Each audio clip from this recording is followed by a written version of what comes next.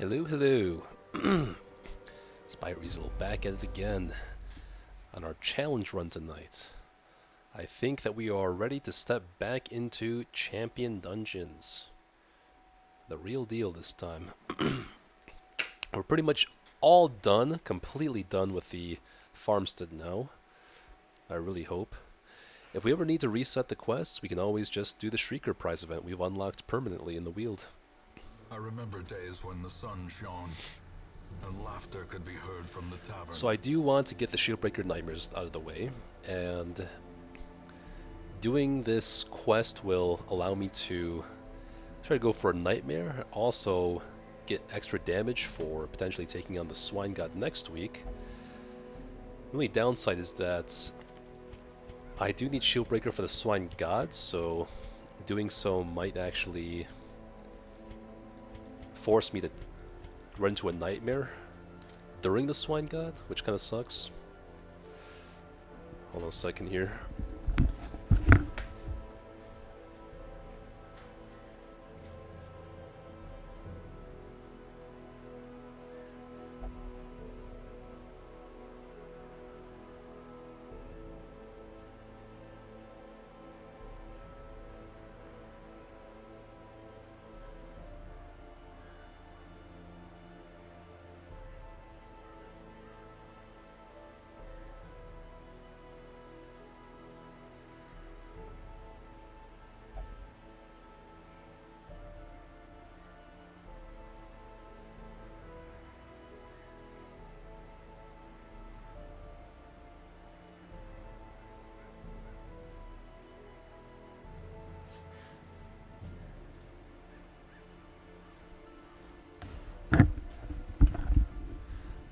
Okay, let's see.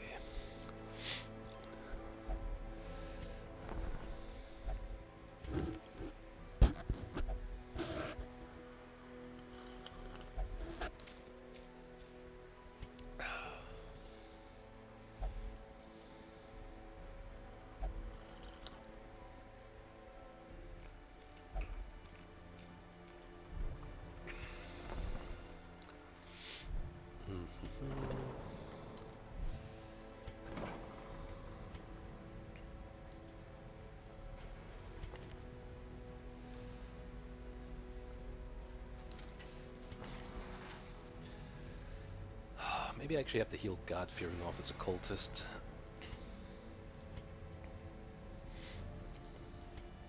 Otherwise, who knows when he's going to get out.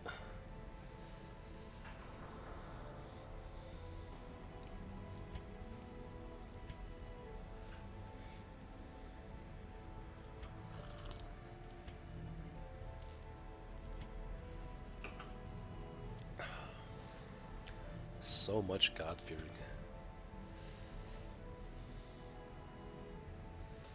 Misses the spot, also kind of annoying. Not the worst though.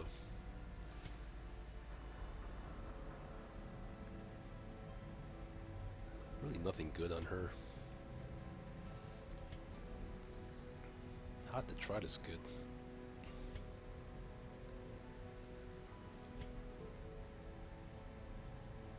Tough, pretty good. Hard Skin good, but he's not in danger of losing that. We did somehow manage to get both those really bad quirks off Abomination. Clotter I would like to get. Yeah, maybe it's just Clotter. Not that I really need an occultist for super late game though.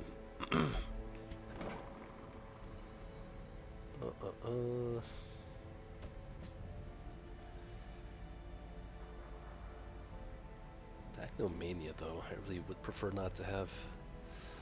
I don't even know what I'm really doing with Cultist late game. Am I ever taking a Cultist to any late game bosses? I've already used him for the Siren. That was the only one I had in mind. I'd rather have a Vestal for the Necromancer, the Prophet, Swine God, Flesh, Hag, Brigand Pounder, Champion Crew.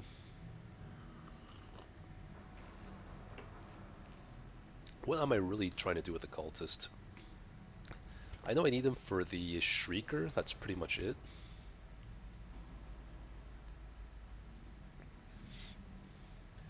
Maybe I should get rid of Mercurial first. Which man-at-arms is better for the Countess? Probably this man-at-arms. I do actually need to get Plutomania off him though, because this can trigger off the wine crates, if I'm not mistaken. Let me double check that here.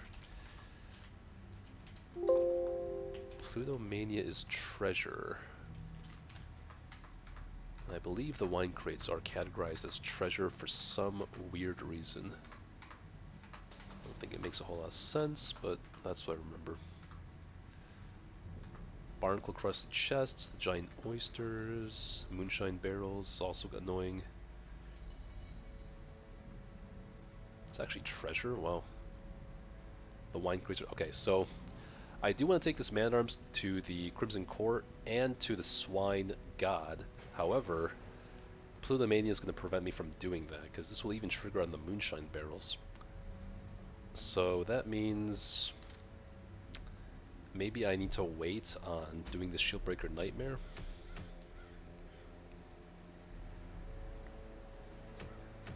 I might actually need to hold off on that in that case.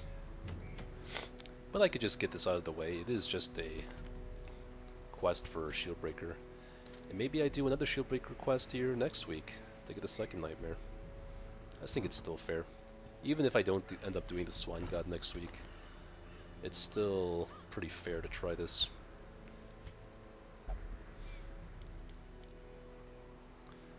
Hound's Harry, no, let's go with these.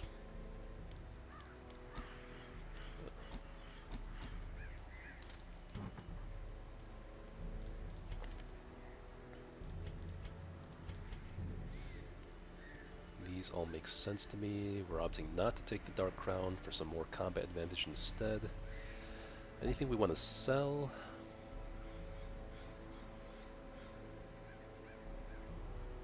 This thing.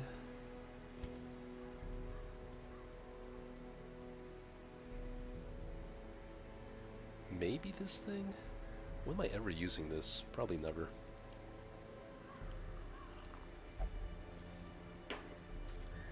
It's not going to make that much of a difference. This I definitely sell.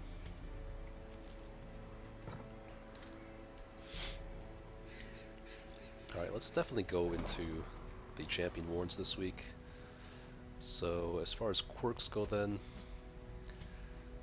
Dactymania has to come off if I'm taking him to a dungeon, which I may not though. Maybe just take off God-Fearing so I can guarantee a stress heal. Otherwise, he may not be able to stress heal next week. And I want to do the Shrieker with him sooner than later. It'd also be nice to get Mercurial and Nervous Bleeder off.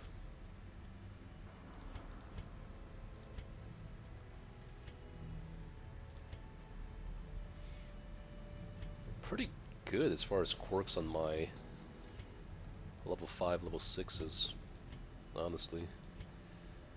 Hot to try, I would like to lock in before it goes away though.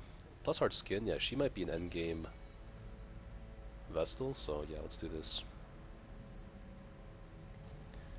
Maybe Unerring? I don't know. Unerring is just like, he's not really a damage focused guy. I'd rather have defensive or accuracy quirks on him.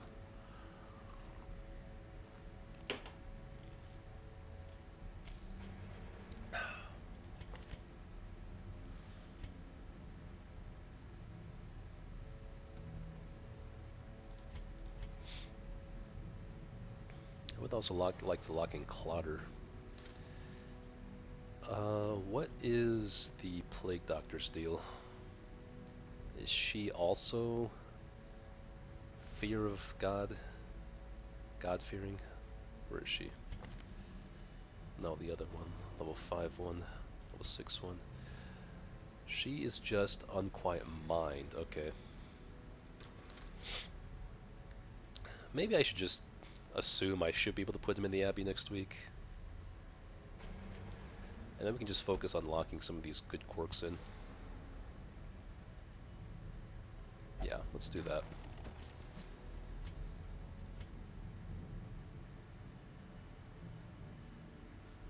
Not that I really even care about Plutomania, to be honest.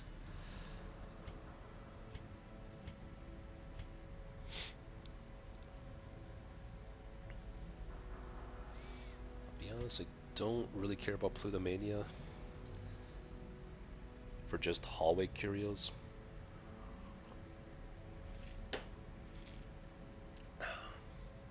This triggers on the sacks and the bags, but I still get the money.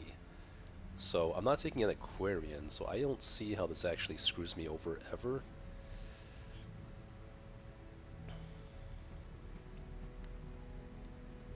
I do have to be a little bit careful with gold right now, so just lock this in, and that's it. Alright, let's take a look at our skills. Hopefully I don't have to upgrade too much here. Oh. Oi. So we had 1100... 110,000 gold. Let's see how much we dropped to. That's 10k gold right there. Not to mention armors.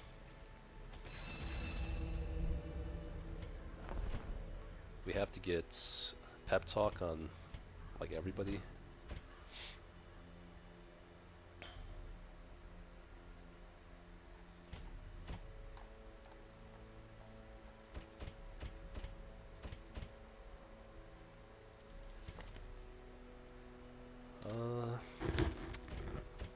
Probably skip Encourage. I might need Sandstorm, but I don't know if this is the one I'm taking to the Swine God fight yet.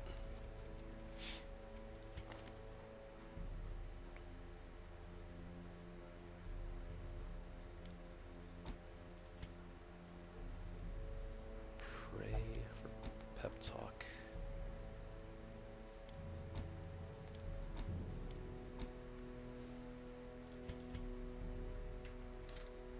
Okay.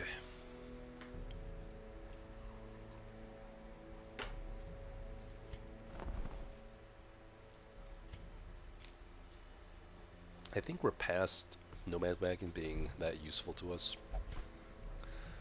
I want to save gold now for potentially, or save crest now for potentially the Puppet Theater or the Cartographer's Camp. As per my discussion with Ash earlier today, I think I might want to try to go for that. I do have extra shards now as well. Anything I want to consider from this pool? I can't afford Thirsting Blade, because then I don't have enough shards for the dust I need. And I don't think it's really necessary.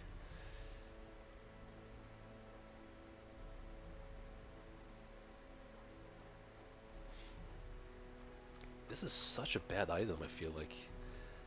Literally, Bounty's common trinket is like 1 speed, 4 dodge. It's like half of this trinket is just a common trinket.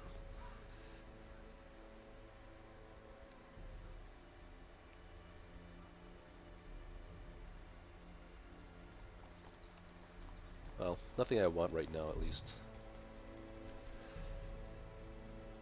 Districts, still can't... You know what? I do want to get 200 deeds before I do the Swine God, maybe. That way, Vestal has more stun resist. Then again, she's just being guarded most of the time.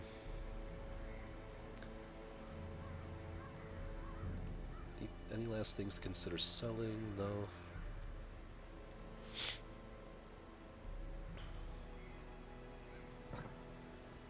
Any other considerations for quests? Don't think so. Right now the priority is probably just getting some Shieldbreaker Nightmares out of the way. Like I said. We got our camps, Stagecoach, Nomad Wagon, Sanitarium, Abbey, skills, 555s, 555s, 555s, 555s. Okay. Let's make sure we click on the right quest. This is Shrine, so it shouldn't be that long of a quest, I imagine.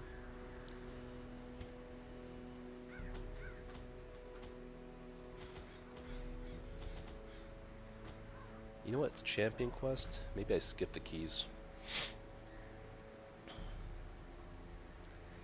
Do I start bringing scales on Champion quests from here on? At least for Shieldbreaker Nightmare it makes sense, because I'm going to get scales from Nightmare anyway. So I'm skipping keys, maybe? I think that's fair. The biggest goal of this mission is to just survive and get the Nightmare out of the way. not necessarily to get gold. Maybe we can find a key from loot if there is a secret room or something.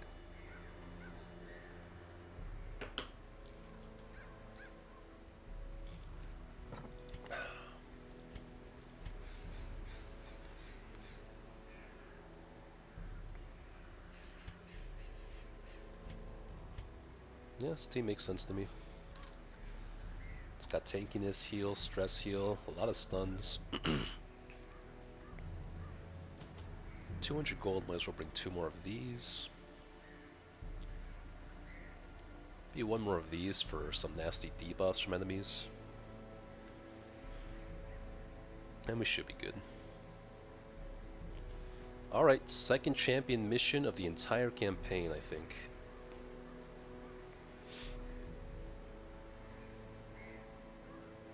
Let's get to it.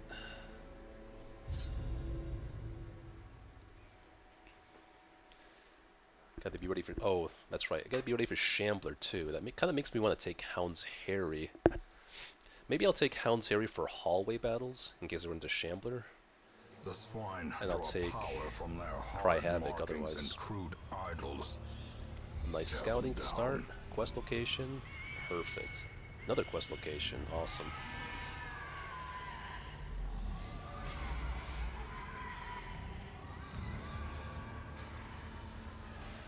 Okay, so we'll keep Cry Havoc on for room battles, like I said. This might not even be a battle.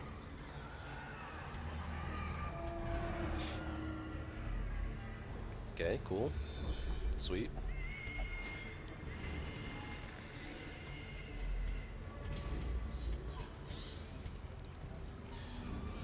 Quest is almost done in one hallway.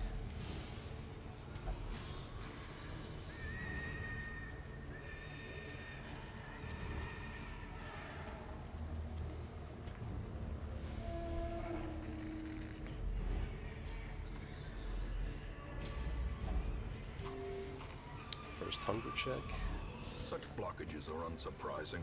These tunnels No one took any predate even the walking stress so earliest far, settlers. surprisingly. Oh, that's not good. Okay, like I said, let's take Hound's Harry now.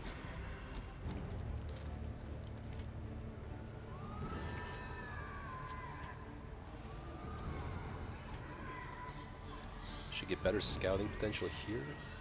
Or, you know what? No, here, because...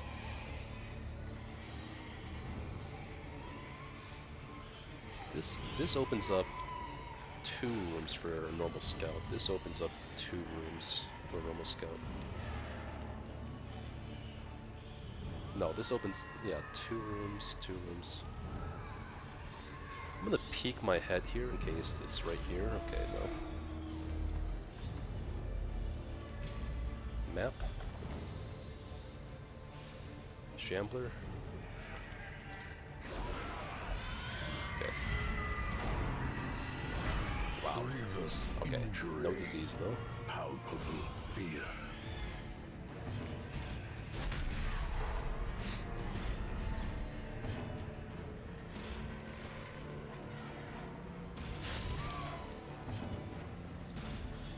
This is a 50% chance of stun. You should just go for the kill in that Continue case. the onslaught. Destroy them all. These nightmarish creatures can be felled. They can be Okay, beaten. now we take Cry Havoc for a room battle potentially.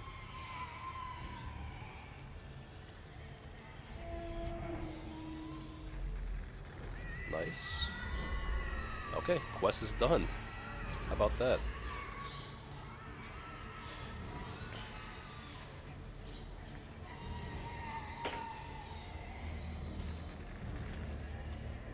This might not even be a battle.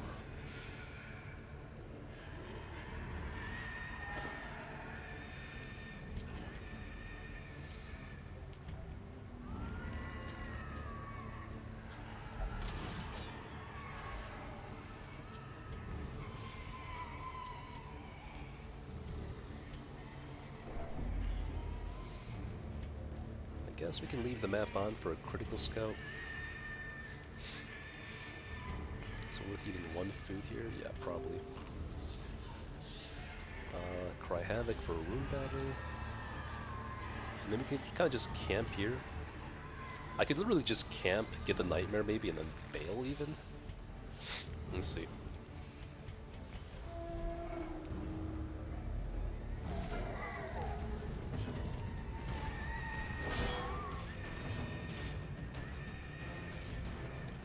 Confidence surges as the enemy crumbles.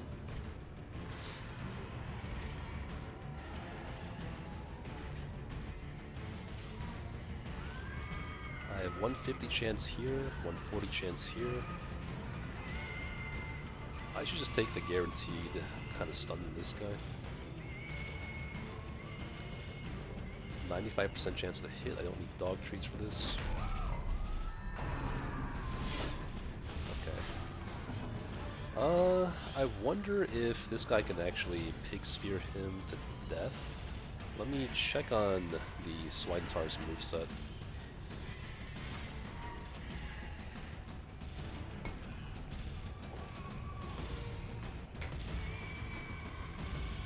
Boar Rush can only be used from ranks 3 and 4, okay.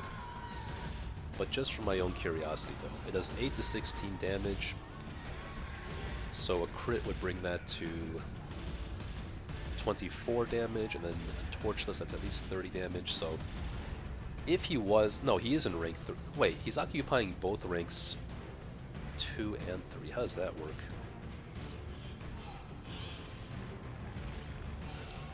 I gotta look it up. Can Swinetar use Boar Rush in rank 2, since he occupies...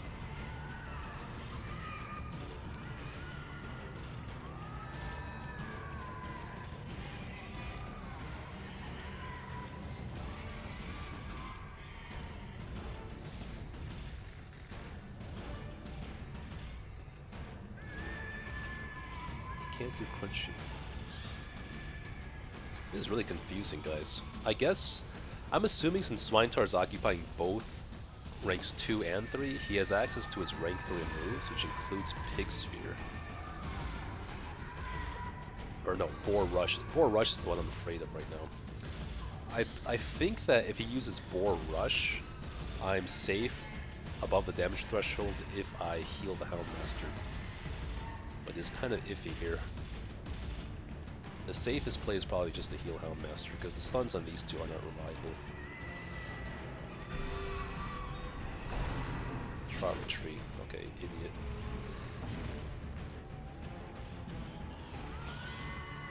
I can't pull him forward, but I can't push him backwards either. I should probably just get my Serpent Sway up. Stun you. Good. Let's get that bleed off. I kind of want to go for another stun, but it's not very reliable, so I think I just want to go for a big attack here. Oh, okay, so yeah, you can use Pig Sphere from that rank. Interesting. Impressive. More you know. I really want to get rid of this guy now so I don't have any chance of dying to him, because he can't kill me at death's door.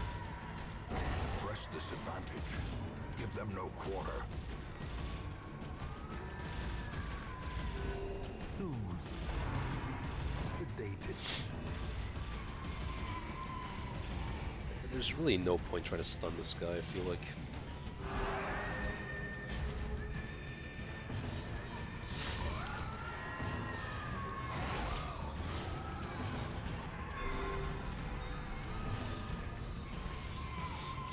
It's literally like a 25% chance. Am I better off doing anything else though? Maybe not. Oof, it's rough.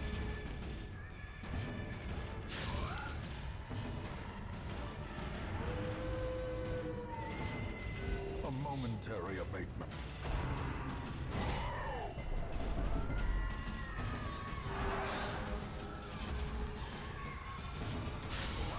The ground quakes. This Speed of 2, speed of 6. I should be able to get more stressful around me here.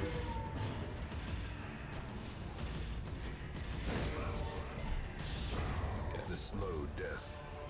Unforeseen. Unforgiving. I wonder if I can camp and then drink the holy water.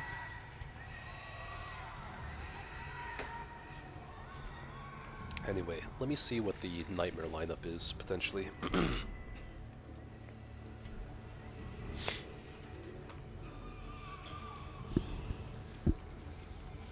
So it's going to be a Pliskin, a Rattler, and an Adder. Okay. So I don't know that I really care about need a Lance in that situation.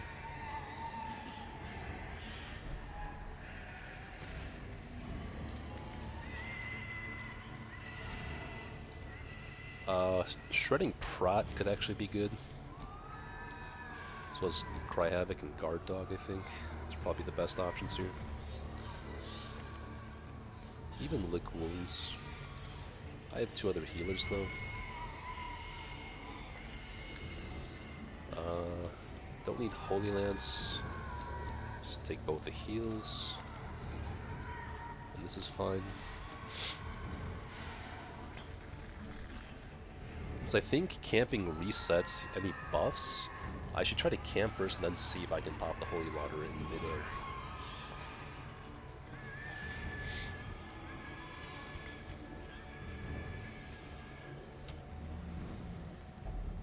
Circle in the dark. The battle may yet be won.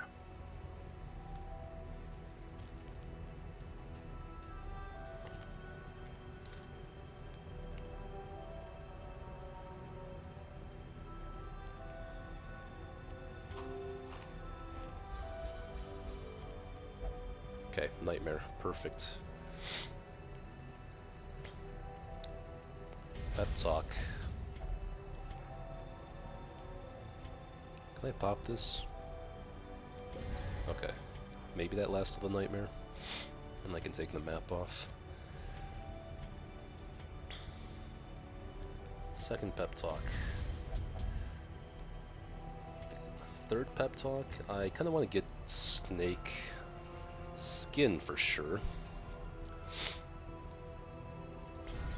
Because her being a Death's Door ends the Nightmare.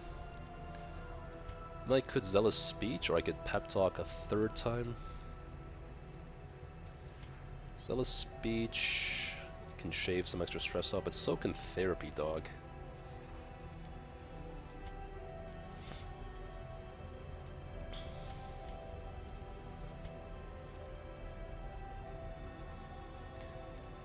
Adder's Embrace might be okay, but the Holy Water is already really buffed up. The only other ability with any combat utility is going to be like Bless. Everyone has accuracy trinkets. Maybe I actually don't want Quick Draw Charm though, now that I think about it. I'd rather Crusader not be slow every other turn after the first round.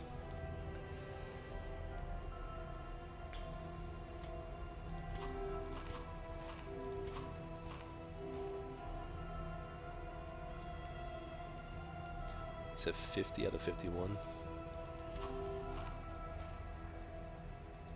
So let's get Quick Draw Charm off then. And then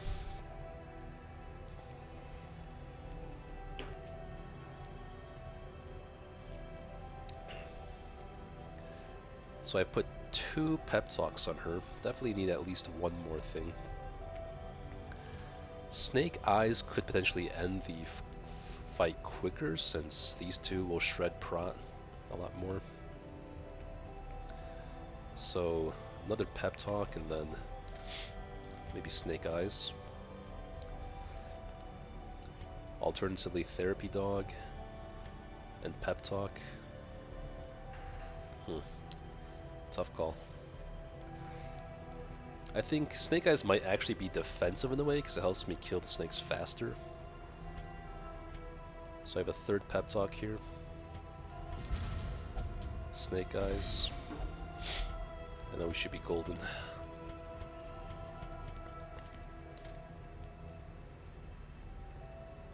Let's use our scales liberally, and as well as our holy waters. First thing we want to do in the Nightmare is always pop Serpent's Sway, I believe, because, again, Nightmare is a fail if she hits Death's Door, so even though I really want to de-stealth the snake, I think that the Serpent's Sway is going to be the bigger priority here. You can always just attack this snake.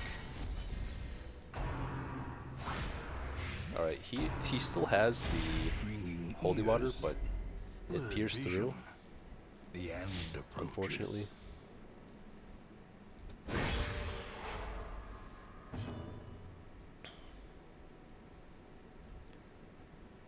I do want to shred the prot on this thing. It's 35.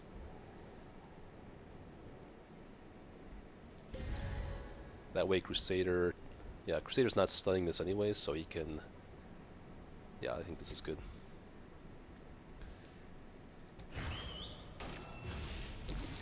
And we actually get some Blight resistance additional from the anti-venoms thanks to our district.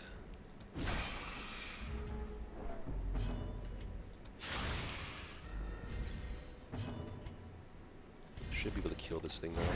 60, holy crap. There we go. That's what I like to see. Okay, so the scales are off.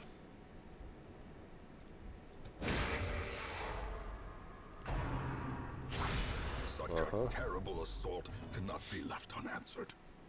Should be good now. Let's stun here, and then we can think about stress healing next turn. Yeah, we have some more time here. As the fiend falls, a faint hope blossoms. One adder by itself is not, like, a big deal, really, as long as we have stress. Like, the biggest danger of this snake is that he makes you ride out the entire Nightmare with how stally he is. But since we have so much stress heal, I'm not worried about that.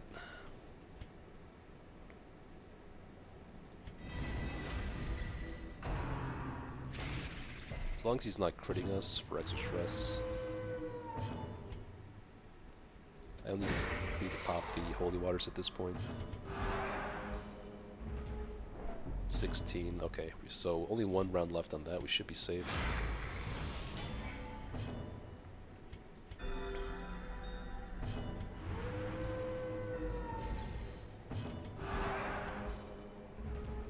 Okay, we can actually stall this out now.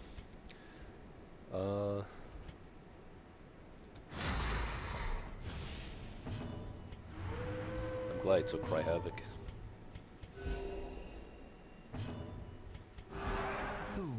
He might just molt here. Okay. As long as he's not critting.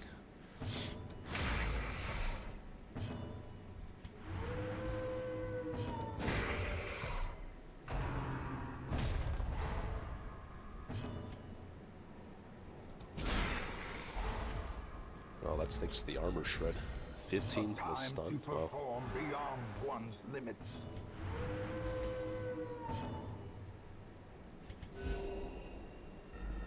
Start looking to kill here.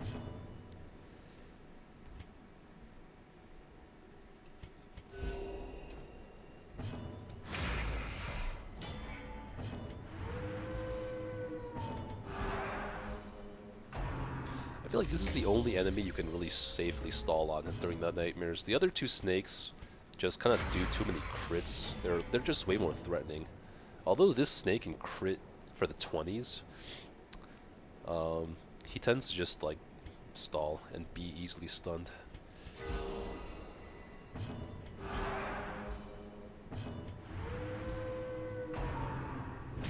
Yeah, see. Imagine that crit, right? That could crit for 30 probably. So let's be aware of that.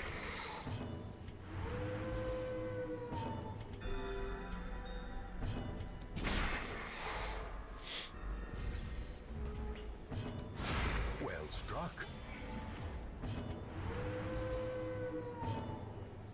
Okay, we can get ready to kill. A decisive pummeling.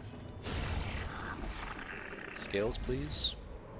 Beware. Nice, 2 scales. Triumphant Awesome. pride precipitates a dizzying fall. Alright, let's try to fill up our loot as best we can now.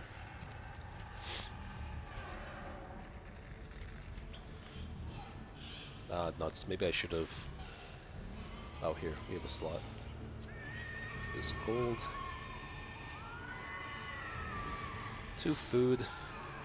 So we'll keep it. Statistically, it might also be wise just to leave, because then I save on the stress healing. And I get to take these guys out again next week. So that's saving gold that way.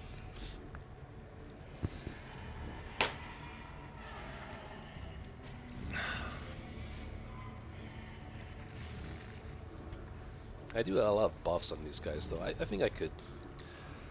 As long as we play super safe, I think we should be okay to proceed here.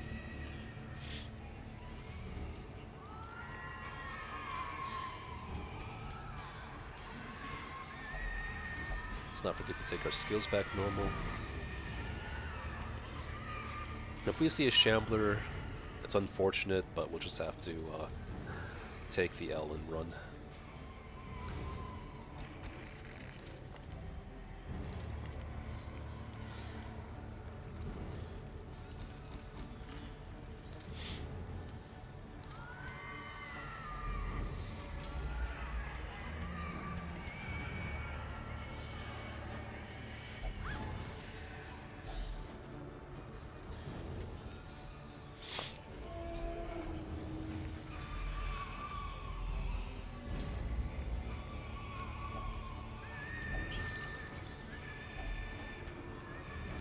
Do need deeds. Portraits are kind of useless to me now, since I already got the House of the Yellow Hand. Let's not waste any space on those. Or, I say that as I have a full stack of portraits here. It's alright, I can convert these two. They have a high conversion rate, at least.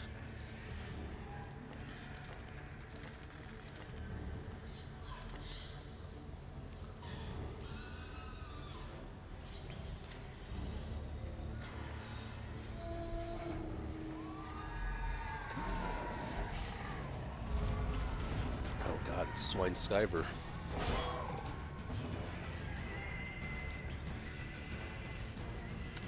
Oof. That's a tall order.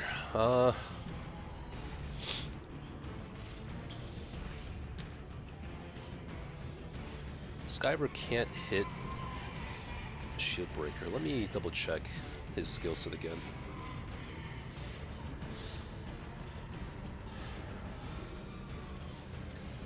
In ranks 2, 3, 4, he can use Cripple Them or Spit to Roast, which is going to crit in the 30s.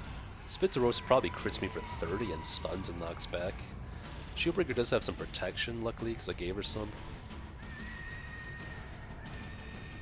I think a lot of people in this situation would just pull him forward, which kind of makes sense because then also I can stun him, and also the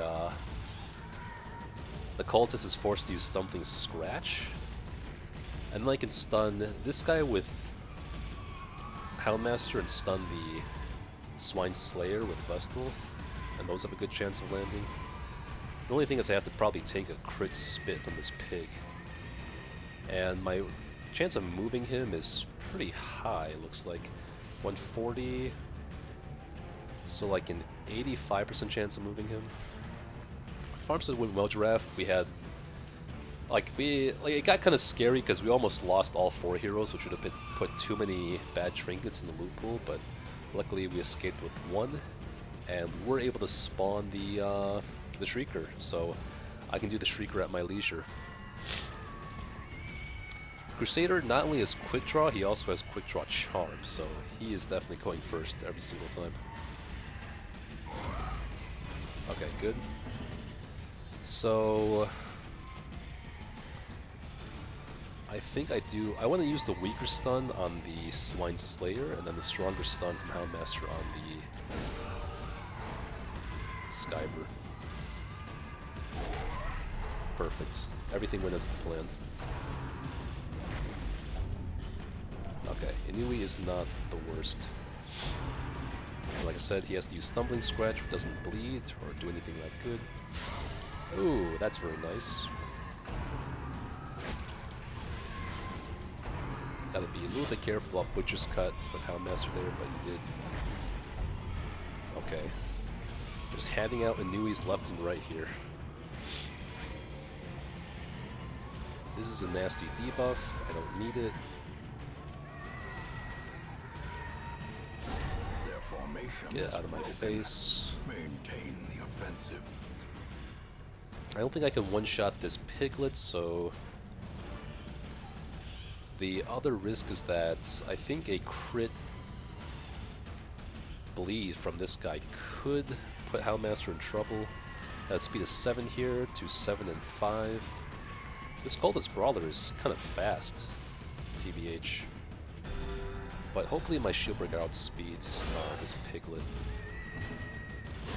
Nice.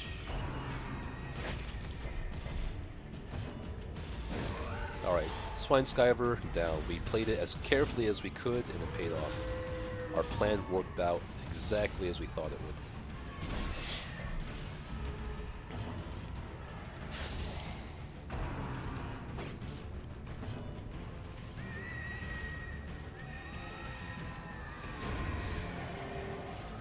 We just have a lot of Inui now is all.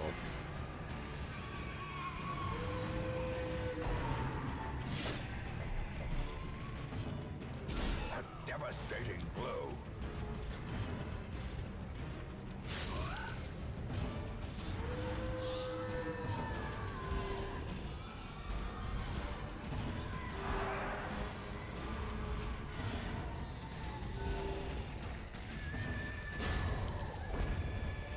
Okay. This expedition It's probably enough messing around, honestly. We didn't even get a scout, so...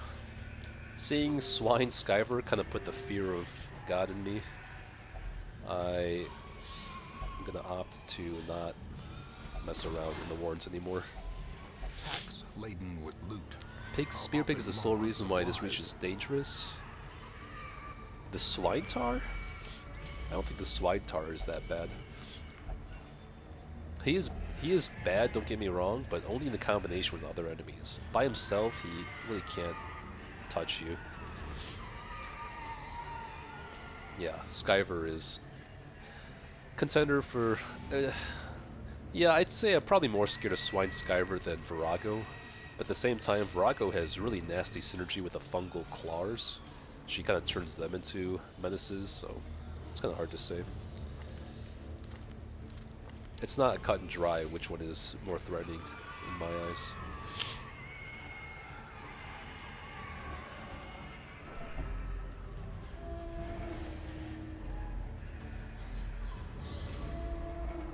If I see a hallway battle popping up, I'm bailing.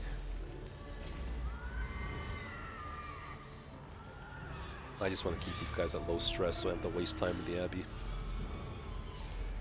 Good thing you don't have to deal with them at the same time. Yeah. That would be an interesting... There should be like a gauntlet mode for the veteran players. Oh, wouldn't it be awesome if you had one of each champion enemy in one fight? Or endless Skyvers, Squiffy Ghasts, Viragos, and I guess Bone Rabble doesn't really fit there. I guess, no, I think Bone Rabble can actually resurrect any enemy. A handsome reward for a task well performed. There's no hallway Kyros I need anti-venoms for.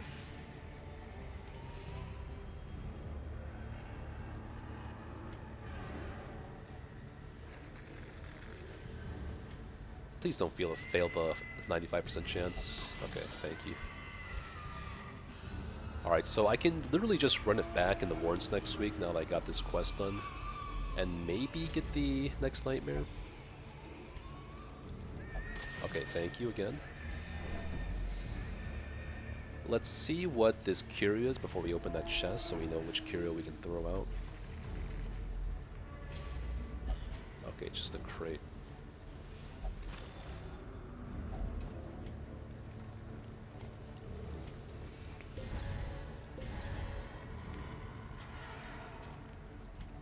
$15 gold, 20 gold.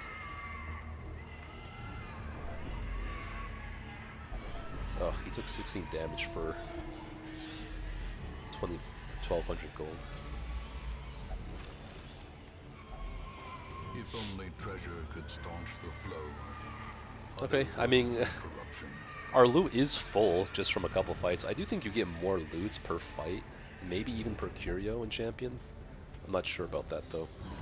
Robbed of their writings, the swine will grow ever more ignorant. There should be a mod If such a that thing lets were you, possible. that like is like a super challenge mod.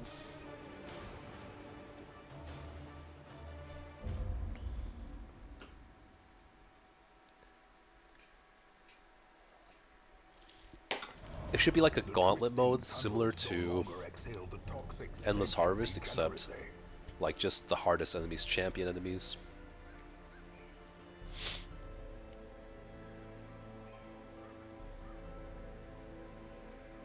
Okay, Bounty Hunter's back.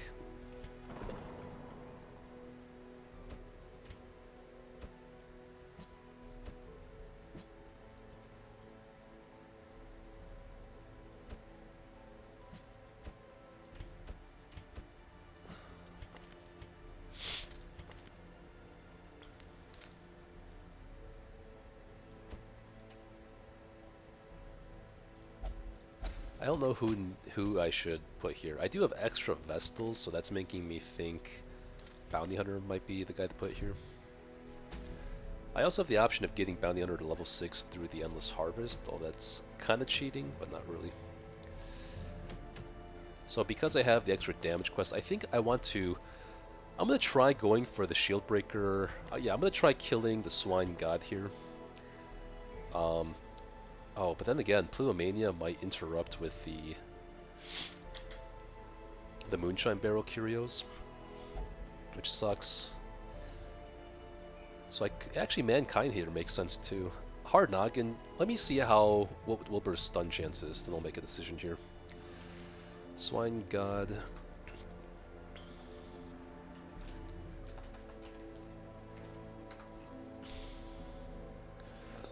Let's look at Champion Wilbur.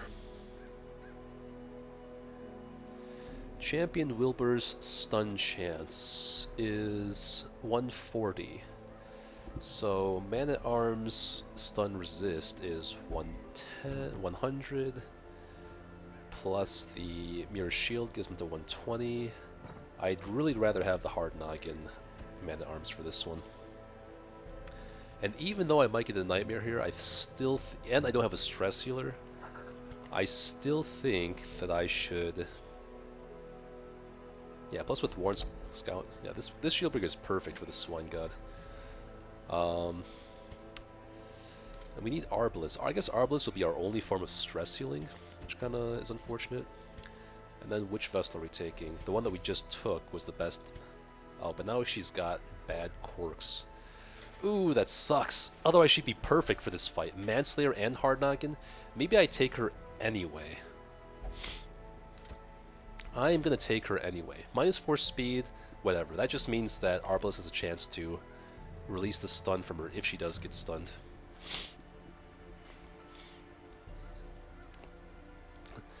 Stanley Buck, did you succeed at defeating Shambler after Apprentice? That guy runs for me. Yeah, so you can see the Shambler counts on my description here. I've killed 8 Shamblers. I have not lost to a single one, surprisingly. So my Shambler count is pretty good. I even killed one in Endless Harvest, too. All my teams have been pretty decent against Shambler. Even this team is half decent against Shambler, just because of Riposte here and the Armor Shred from Shieldbreaker. If I did not have the quest this week for extra damage in the horns, I would not go for this, but because I have that quest, I want to go for it.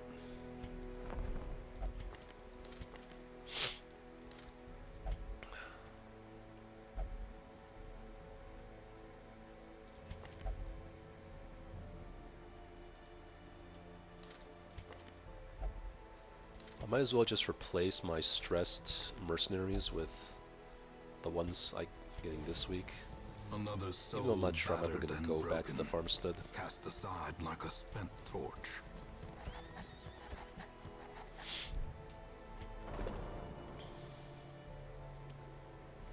So, if Vestal gets stressed this week, what are my remaining Vestals here? Sort by class.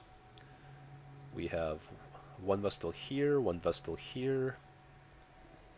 We have 2 spare vessels after this week, but no spare bounty hunters, so might as well put bounty hunter here first, and then we'll work on Vestal. Although UD needs some... You know what, I do want to heal Guilty Conscience off here before I take you on the quest, though.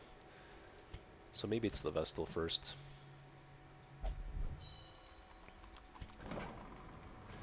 Worst case scenario, if we do get a Nightmare and we afflict from it, then I won't do the Swine God fight, but I'll at least get the last Nightmare knocked out of the way.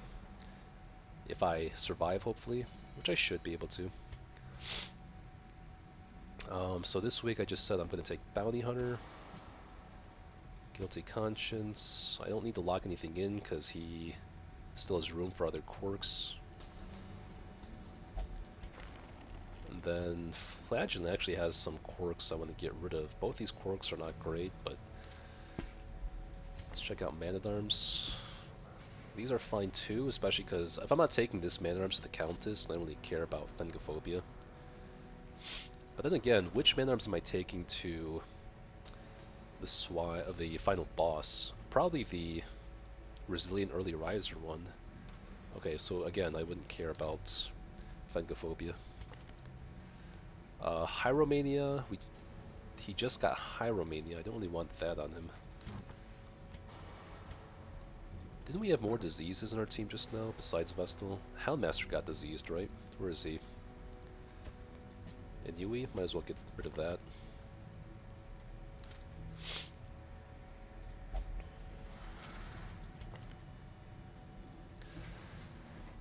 Just take 4 Highwaymen? No, I'm good. Sham on farm is probably the easiest boss game in Thorchu. I don't think so. I think the Shambler's still pretty tough nut. I mean, if there's an easiest boss, it's got to be, like, to me, either the Brigand Pounder, which I just did, or the Collector would be the fastest boss. You can kill him in 2 rounds.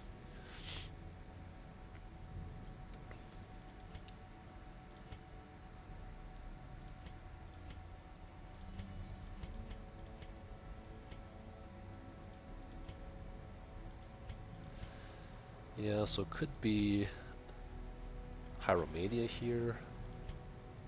Could be Misses the Spot.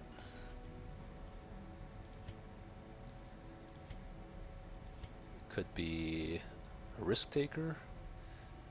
I don't really care about the damage, but the dodge is really kind of bad. I don't know if I actually want to lock in any of these quirks on him either.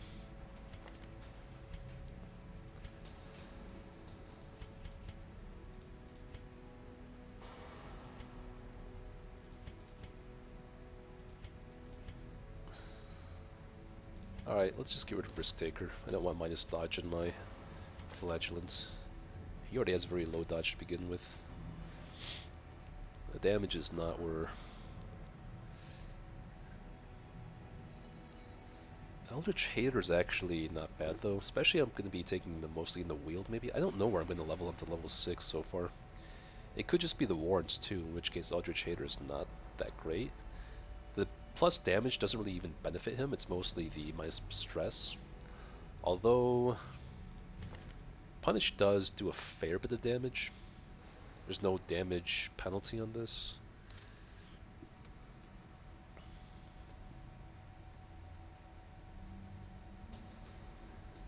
It's definitely not going to be the scouting ones. Maybe I'll just lock in Eldritch Hater, even though it's pretty expensive. Any bigger priorities with my boss killing champs right now? Again, Hyromania I'm pretty annoyed with, but I don't know the next time I'm going to take Crusader.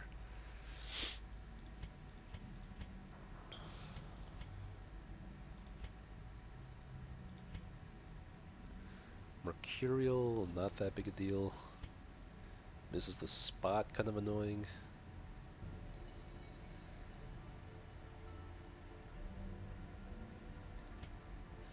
It's cheaper to get rid of this now. While he's still level 4.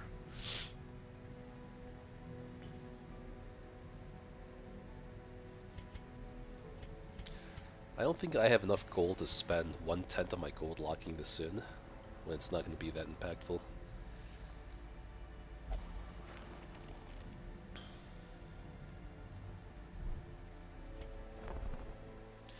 Okay, so let me mark down what I did last week. It is week 76 now. Why is it week 76? Did I do a quest right before this one? Wait, why is it week 76? Because I thought the only quest I did before this one was the farmstead, so the weeks should not have progressed on the farmstead. Okay, whatever, I'll just mark this down for now. Oh no, so week 70... Okay, yeah, it was week 75B. I took the last team out, so that was...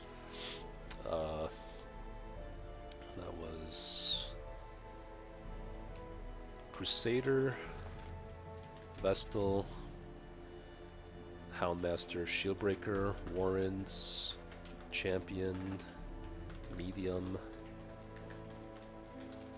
So in that quest we got Shieldbreaker Nightmare done and completed the quest items within a few hallways, killed Swine Skyver, and ended dungeon with full loot and no stress. And now this week is 76. We're taking out Arbalist, Vestal, Man-at-Arms, Shieldbreaker, and the Warrens again, Champion, Swine 3. And we made about... We had like 100... How much gold did we start with? Like 100k? I'll just say we made 5k from the bank this week, about. We do have to level up our Arbalist skills now. And that's going to be pretty expensive. Ugh, hate to see it. Weapon Tinker, thanks. Small consolation prize. We do need pep talks again, in case of the nightmare. We also need to unlock Sandstorm now for half the reason I bring Shieldbreaker to this fight.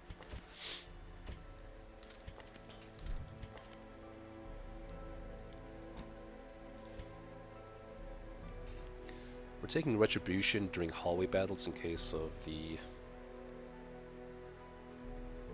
Shambler.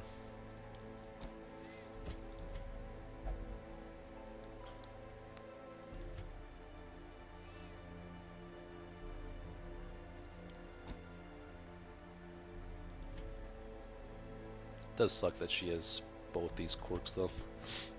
It might be kind of impactful if she can't stun before some of the yeah, it kind of sucks, but she is the best candidate for this because of Hard Noggin and Manslayer and Beast Hater, like, and Warren Scrounger, like, goddamn.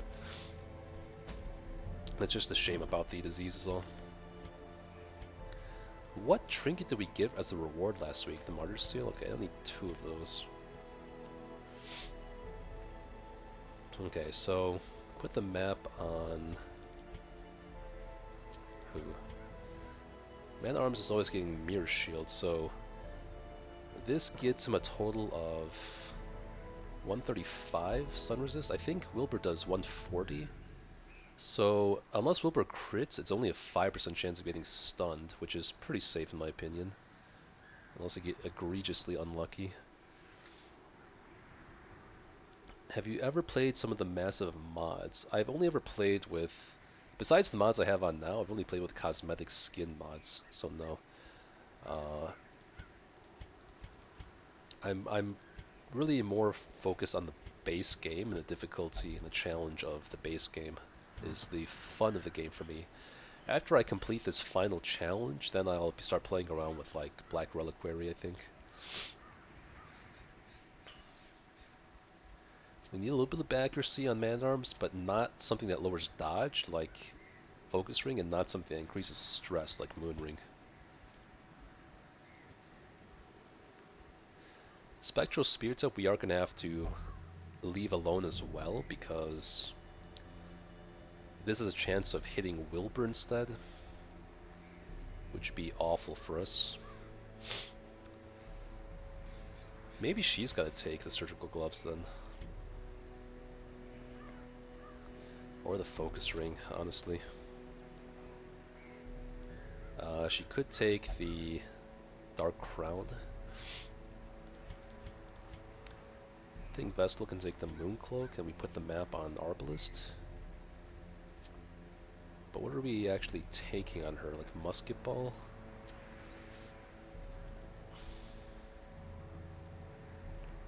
Let's think about it a little bit. What's the farm stud trinket for Arbalist?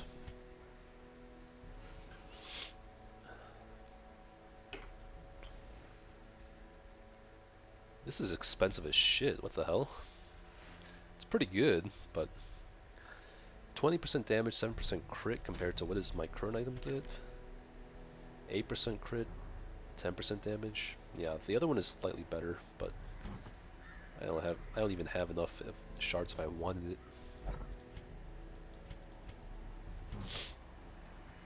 So what's the last item here? Maybe Beast Slayer's Ring even? She just gets like no dodge at all. It's either this or the Dark Crown, honestly.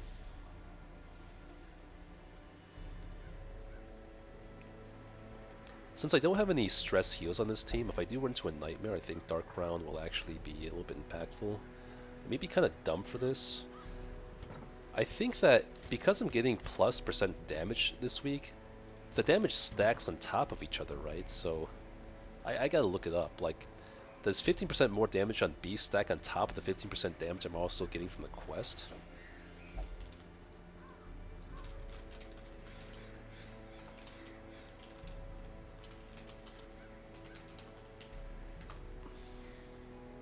Okay, so someone did make a thread on this. Are damage buffs multiplicative?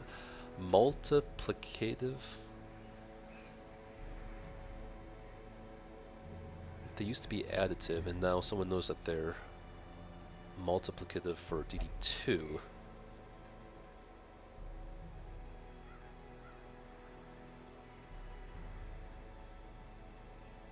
But I'm only more interested about DD1 though. Okay, how exactly does Darkest Dungeon calculation work with abilities and trinkets and buffs? This was 8 years ago, so that's obvious that's DD1. Base damage times damage mod times all damage buffs added up. Okay, so the damage buffs add up, meaning that I don't give 15% increase on top of the 15% increase of the quest. So that makes Dark Crown a little bit better in my eyes.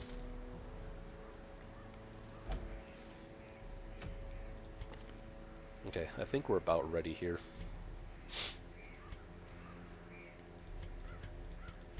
Let's make sure everyone has Pep Talk stacked on by default in case I forget to put that on during camp. Okay, so Stagecoach is all good. Got a lot of camp stuff. Nomad Wagon. We're all good here. Can we just afford the Altar of Light by now? We need 33. We can get 23 from crests.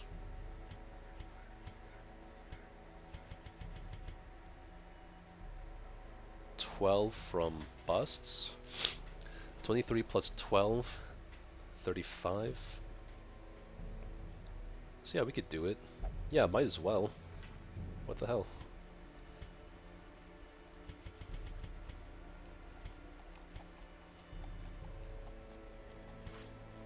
Let's convert some busts too.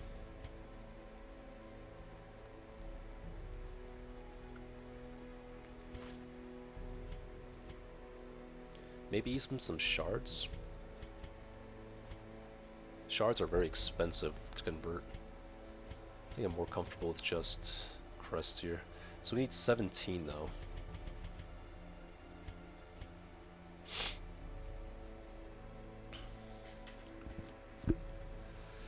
That's a lot of crests, but I pretty much have every district I want by now. The only thing I kind of wanted to play around with is Cartographer's Camp and maybe the Puppet Theater.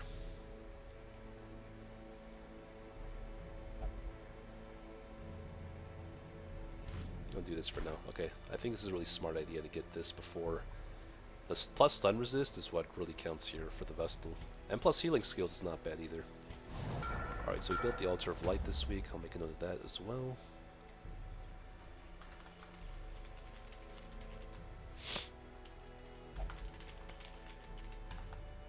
we're taking advantage of the plus damage quest to take on Swine God and potentially risking an SB Nightmare.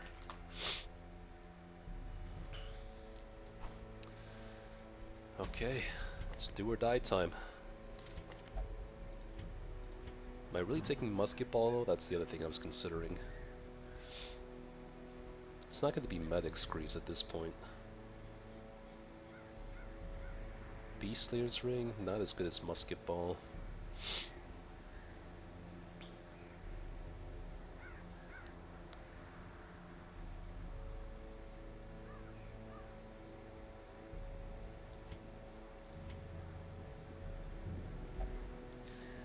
Man Arms doesn't get any Prat here, but it's fine. The Prat is necessary on Vestal in case of cripple them from Swine Skyver.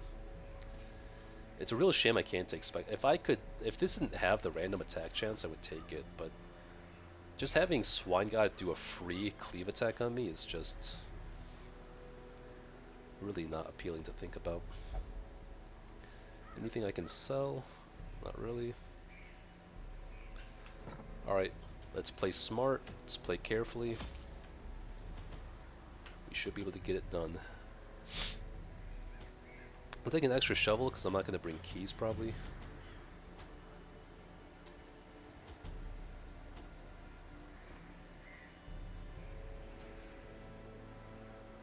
How many scales do I need really? Let's not be ridiculous here. I have to save some scales. Maybe I can afford keys.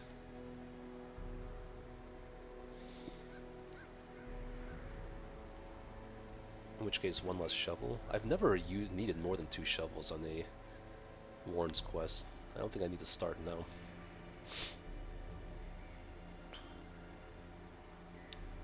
Don't need much of anything else. No shard dust. No blood.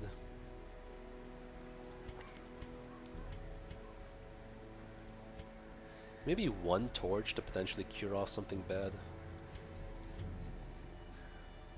Like what? One of these ones would be nice to cure off. But then again, I wouldn't be able to unequip some items for stress reduction. I'll just toss this if I need to. I would really like to start selling some stuff though. I've been carrying around Toy Soldier for so long, but what are the odds I'm actually gonna use this? Same with Blood Pact at this point. At this point, doesn't seem I'm ever going to use Blood Pact. It's a nice chunk of gold that can contribute towards the bank interest. I'm starting to get really poor here. Same with Ancestor's Portrait. Why would I need this? I feel like I might want to keep that. It's getting close to the end game. Maybe I'm going to be in a rush to level some people up. I don't know. Aria Box just seems like it's completely outclassed by the Dark Crown, except that it allows Madman to drop his 3rd item. Otherwise, maybe I just get Aria Box back from him. But then again, I probably wouldn't use Crescendo Box for much at this point. But only 2k gold, probably not worth it. I think taking Blood Pact and Champion would be a trap. I'm gonna go and sell this.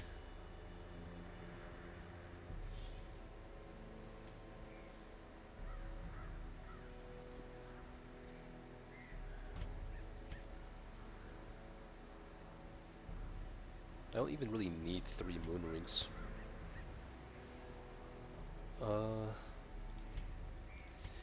If she, you know what? Maybe I want moon ring over, yeah, focus ring. I really don't want that minus dodge. And the Dark Crown kind of offsets the stress in the moon ring. And for the Nightmare, I can swap Surgical Gloves onto Shield Breaker and swap the moon ring onto Man at Arms. Maybe would be the play.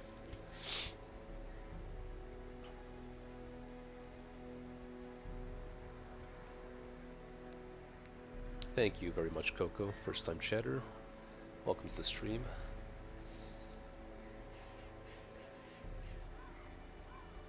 I don't see myself ever using Lock of Fury. It's always going to be the Padlock.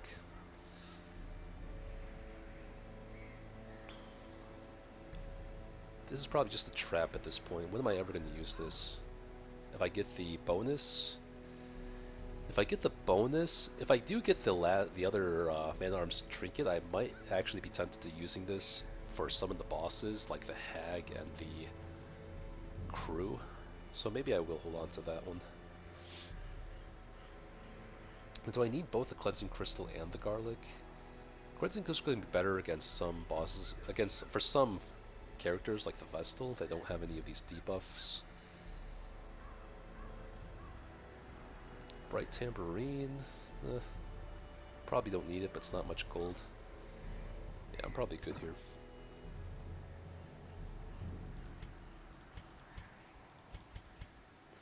Alright, let's get to it. BRB. The great thing I had managed to bring through was brutish and stupid. Moreover, it required prodigious amounts of meat to sustain itself. But this was only a trifling concern. After all, I had a village full of it.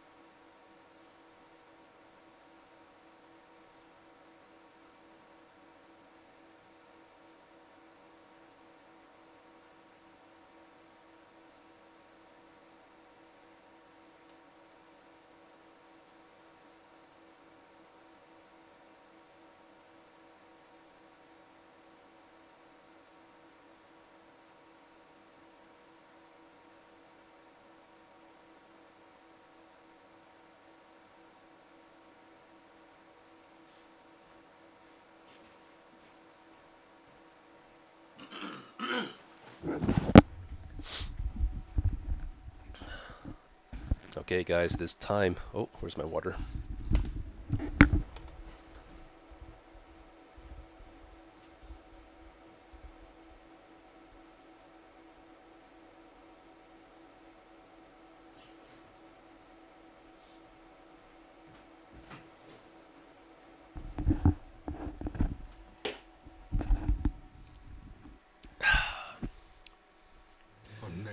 So would you trade 4 speed on Vestal for plus 15% damage and everyone? I think that's a fair trade to make the decision to go this week.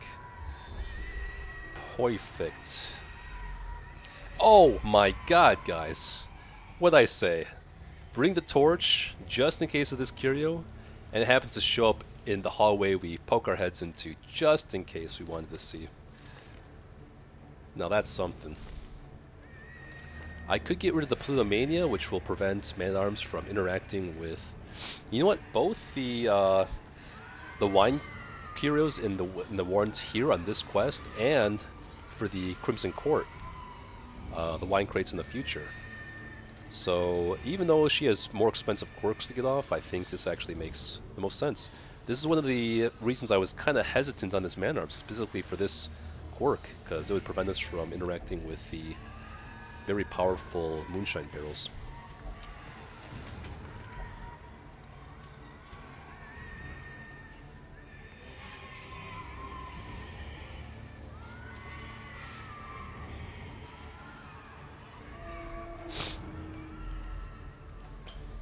Looks like a pretty straight shot to the boss here. Hey, oh, what did we say? Oh my god, guys. Okay. So I'm even wondering if I should wait to scout out the boss and then camp and then get this? Because otherwise this damage buff is lost as soon as I camp, so... This is a bit of a conundrum. It's kind of okay, I gotta put that in the notes. It's kind of insane that this exact sequence of events that I was playing around. So we brought a torch in case of finding pile of scrolls, which we found poking into a hallway, into off-path hallway.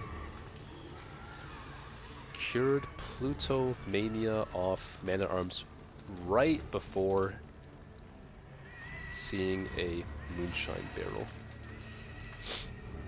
Okay, so I actually think we should try to exploit this moonshine barrel to the best of our abilities. Let's see if we can scout out a safe path to the boss, camp, get this barrel, and then use it for the boss. I think that would be an ideal plan. If we do get a hallway battle... Oh, okay. Seeing this...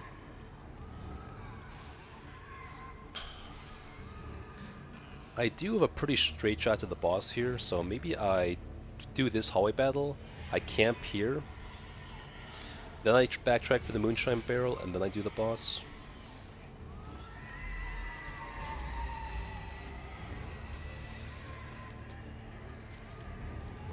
Okay, so we have to prepare for a shambler here. What are the best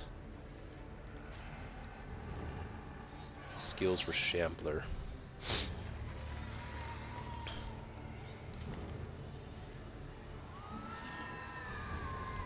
It's between suppressing fire and blind fire. I do think blind fire is better versus shambler because it can allow me to hit the rank 1 tentacle and also increases the speed a bit, so I can try to outspeed the tentacles at some points. Suppressing fire literally only hits the shambler pretty much unless he shuffles his position among the tentacles. Let's stick with this arrangement. Okay.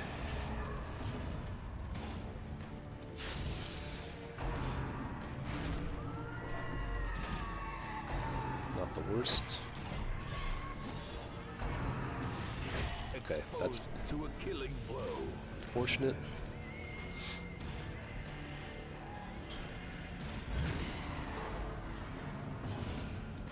Press this advantage. Give them no quarter. Cool, cool.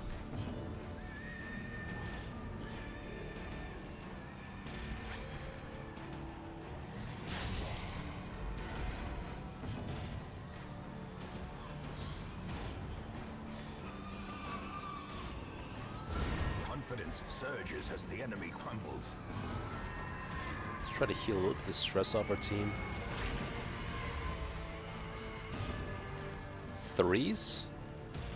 I literally saw Ash heal for 4 with Rattling Flare earlier, and that was like on a veteran, I'm pretty sure.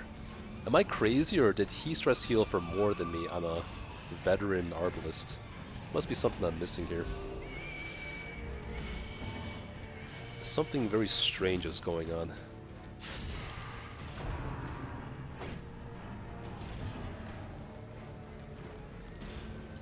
Don't kill. Okay, good.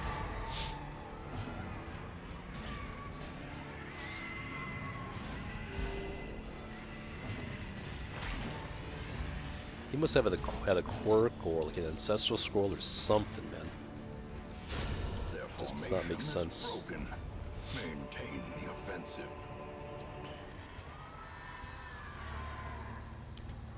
Who am I kidding? I can't afford to take gold right now.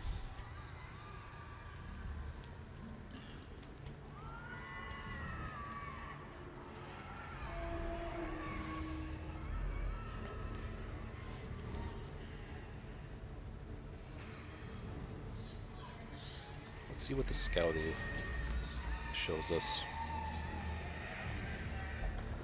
Perfect. Okay. So I think we do want to try to camp and then... Okay. So even if a hallway spawns here, we can go around it. So let's try to get the nightmare done, and then we get the moonshine barrel from here, I believe it was. I might just be screwing myself completely over, though. You know what? I kind of regret this decision already. I'll be honest, I kind of regret it already. The extra damage is not worth spawning an extra battle. Let's just camp here. So, the last nightmare is actually not that bad. It's just double adder. The only problem with double adder is that actually they can stall out the entirety of the horror application, so I do need to put all the stress reduction I can on Shield Breaker. Like, literally all of it.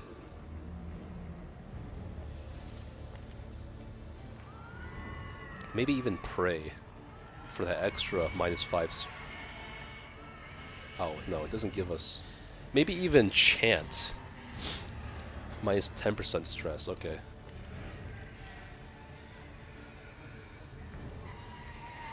Oh, and bolster, okay, we need bolster. So, forget retribution. And we have Sandstorm for the Swine God fight. Okay, I'm feeling pretty good about this right now, to be honest. Suppressing fire, yeah, that's fine. I'm feeling decent about this. And we might not even get the nightmare.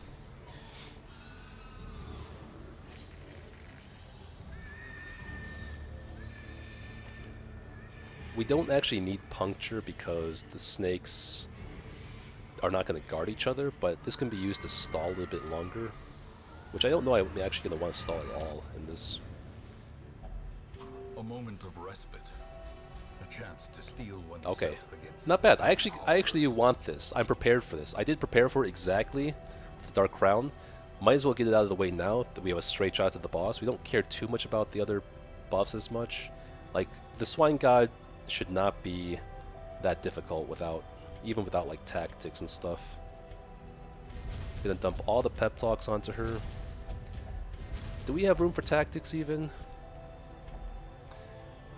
No, I need, first of all, I need Sandstorm on the Arbalist, because she can't clear her own mark. Maybe I can actually tactics.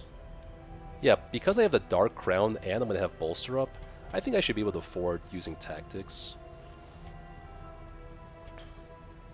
As opposed to just -10% stress from...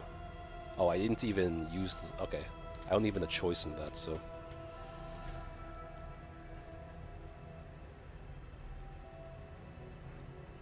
Or if she's going to be my biggest damage dealer, do I just dump all my...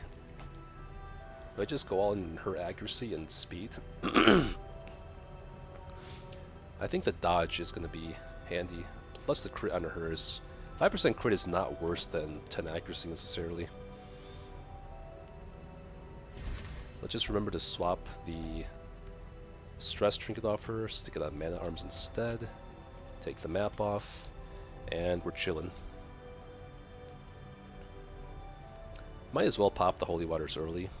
Well, actually the snakes are pretty slow, so it shouldn't matter. Okay, how much horror is she taking?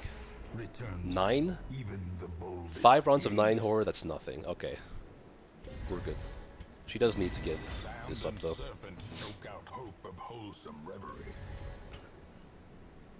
Let's lower this crit. Yeah, that stun resist, you ain't getting anywhere with that, man. You are not getting anywhere.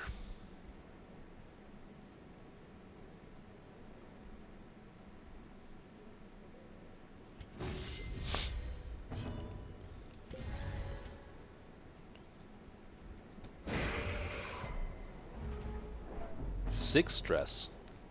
From 20 to 6. Okay. Amazing. Let's kill the one that we're not debuffing the accuracy on. Just keep debuffing the accuracy on this one. Oh, there goes our accuracy.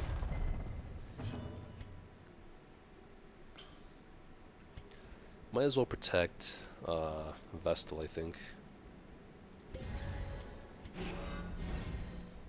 He can't crit in for like 30, I think.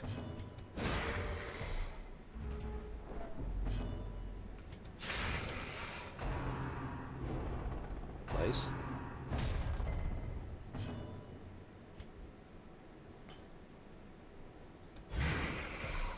Haven't landed a single stun on any of them so far. Not sticking anything. Okay. That's 5 failed stuns in a row.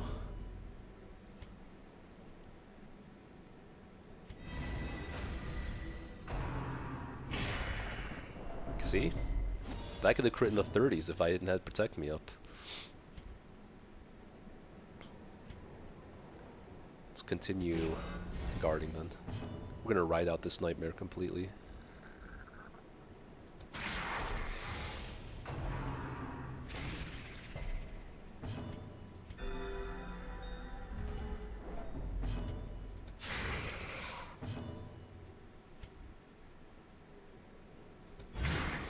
Okay, finally got a stun off.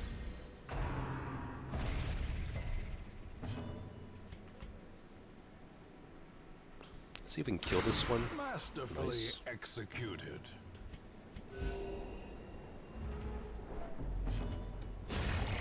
Monstrous Okay, the size horror's has all no done. intrinsic merit, unless inordinate exsanguination Nice. be Again, that's considered the a benefit of virtue. tactics. Do a little bit of stress heal.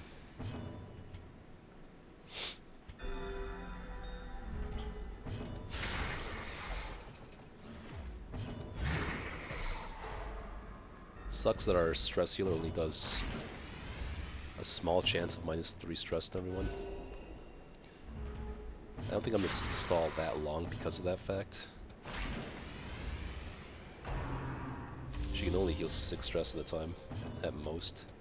Impressive.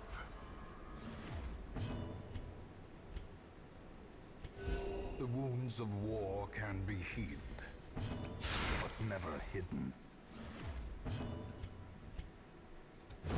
The bigger the good. beast, the greater the glory.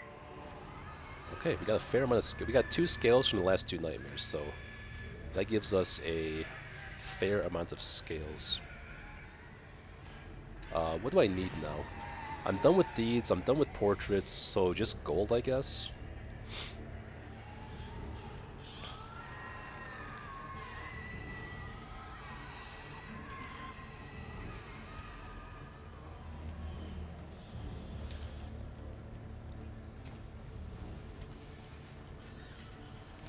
I'm actually thinking about taking the hand, because at this point it's kind of better than Dark Crown, because the hand can actually do something against the Shambler and stuff.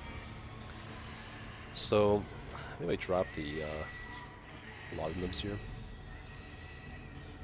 And everything else is just defensive, except for the keys.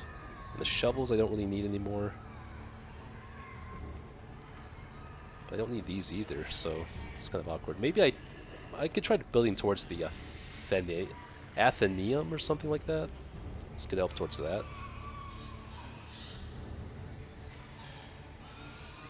Let's take our skills for hallway fight.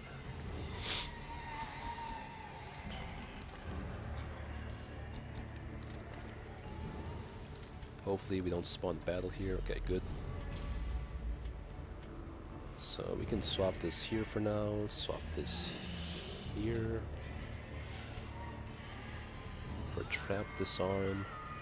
75, 65, 65, 80. We'll just take the guaranteed trap disarm. Even though she doesn't really need the stress reduction.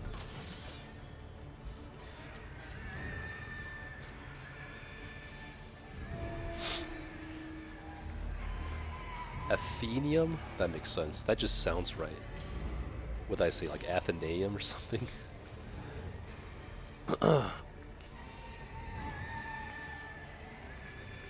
Oh, we got a Moonshine Barrel anyway. Yeah, I really don't want to... Like, the biggest threat of the entire champion dungeon is always Shamblers, so... I think backtracking here and having a chance to force... Like, I have no way around hallway battle here, so... I do think I made the right choice not backtracking. The only mistake was poking my head here if I wasn't gonna commit to that plan anyway.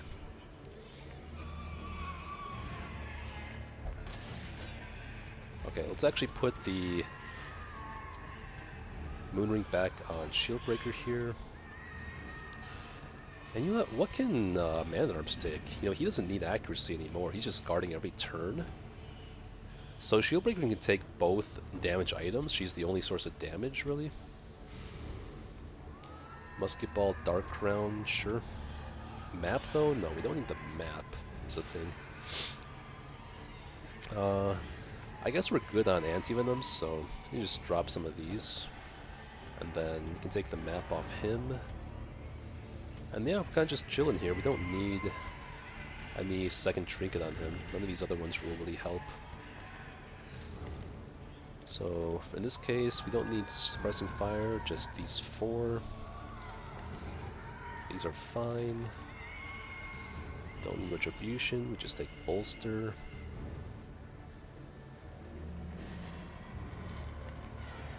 We take Adder's Kiss, maybe expose. Serpent's Sway. We're just going to be using alternating Pierce and Adder's Kiss, really. Okay, let me take a moment to mentally prepare myself. This is our second champion boss now, I believe. We have done Champion Siren. Yeah, this is the second one.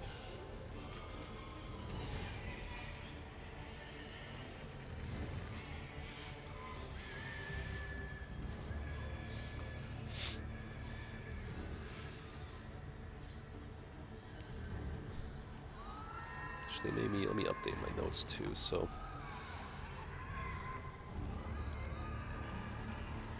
with all camp buffs and bolster and Dark Crown, Shieldbreaker only took 6 stress per round and was able to complete the last nightmare without issue. Easy walk to boss with good scouting. Found a moonshine barrel right before. So everything is set up for us to succeed in this fight. This is the best team I have available. The Vestal's lowered speed really doesn't matter here. Still running? Yeah, I know. I didn't pause it. Maybe I should pause in case I click on something while I'm typing, though. Okay, so we have 8 scales if we need them, 6 scales, but let's try not to use any if possible. Flare is the MVP ability here, so we got that. We got our heals. We got guard and bolster, those are the important ones. Maybe command is going to be more useful than rampart. Can we ever stun the Swine God? If we can't, then I might as well just take command. Champion Swine God.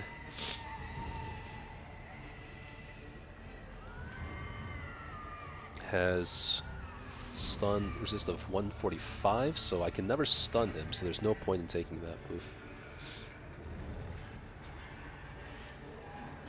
Yeah. The only anti-stun item, Turbosheps, I really like, I actually love the Shrieker's Molted Tail Feathers for Arbalest, specifically for the Swine God fight, because it gives her 4 speed and stun resist, so not only do you get the stun resist, you also get to outspeed your team and heal the stuns off them. But unfortunately, I opted to skip that event when it came up, even though I was offered that. And the only other stun resistance you get is like literally Wilbur's Flag or the Stun Charm, which I never got this campaign. So I think it's fine. Even if she gets stunned for 1 round, we should be able to just guard with Mana Arms, and if Wilbur targets 2 people with a mark, then we can just Serpent Sway with the Shield Breaker. So it should be all good here. Alright, let's do it. Yeah, I actually just never got that from the Nomad Wagon or quest. Oh, good thing she resisted it. And rage. Great.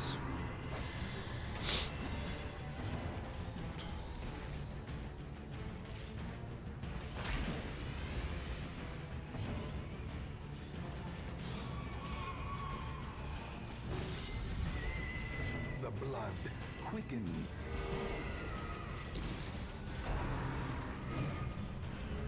That's tactics for you. Yeah, you are never stunning Man-at-Arms, my man. Good luck. I would love to see you stun Man-at-Arms. Like, that would be entertaining for me. I still would not care.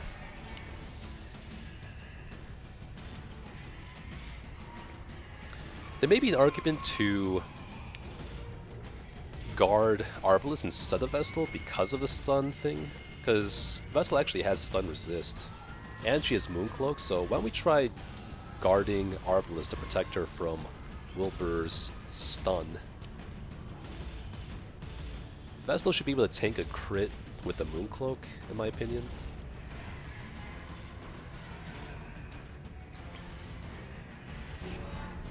Oh, what did I just say? I said I was going to take off Rampart for the other thing.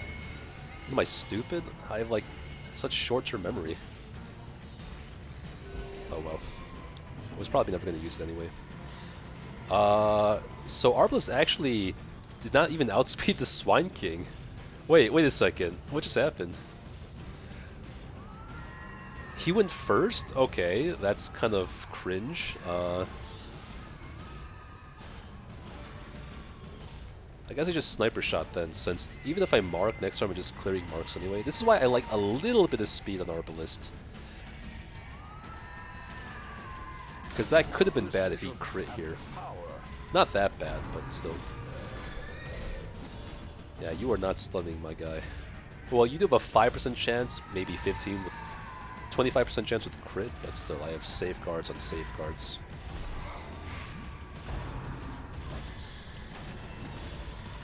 Okay, now we can clear the mark. And yeah, the Mirror Shield does not trigger...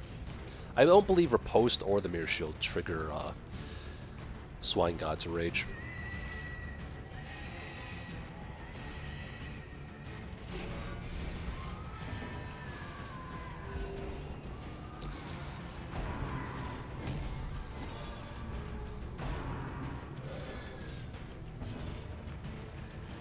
That was kind of a wimpy... When he missed that squeal, the sound effect kind of trailed off like a whimper. It's kind of funny.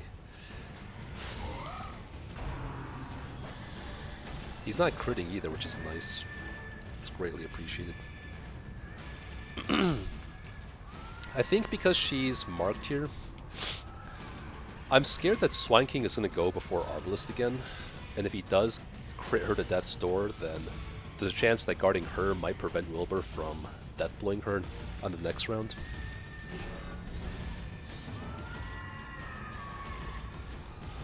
The wounds of war I shouldn't have taken that in. Yeah, see, that's exactly what I was afraid of. Somehow, yeah, I just need a little bit of speed to top Arbalest off, but I didn't have any camp points. I saved the instruction skill point here, just in case we didn't get the Nightmare. I would probably have popped into Arbalest, give her a little bit of speed, just so we can guarantee she always outspeeds the Swine King. But this is, like, pretty unlucky. What's the one that flashes over Wilbur?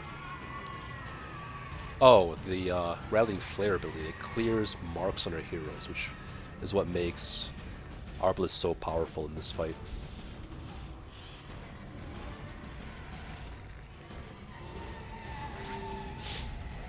a time to perform beyond one's limits. That's why I took this Vestal. Even though she has Lethargy, Hard Noggin makes her MVP here. I actually am going to get our Serpent Sway up, I think. Or not. She is guarded. Nah, I think this might be safer. Yeah, he's pulling the bullshit again. Okay, but at least I get to clear the marks this time.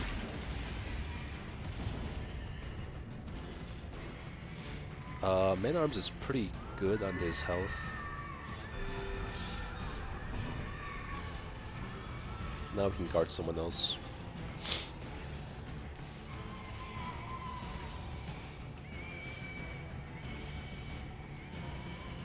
Again, having Arbalest get stunned is pretty annoying.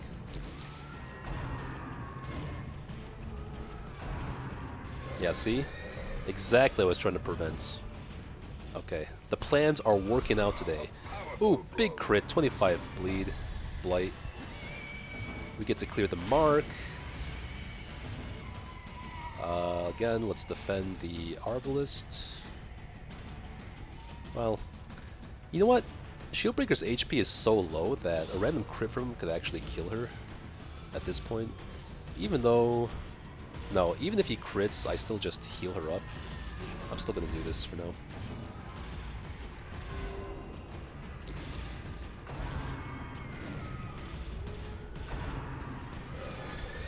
Okay, so that's what I was trying to avoid, but it is what it is, I guess. Maybe in this case I will put up the Serpent's Way then, in case we can't clear the marks and something goes wrong. Let's see who Wilbur puts the marks on. These two? Okay, yeah, that's what I was trying to avoid. Since we have the... Since we do have the block up, I will go ahead and guard Arbalest again to prevent her from being stunned.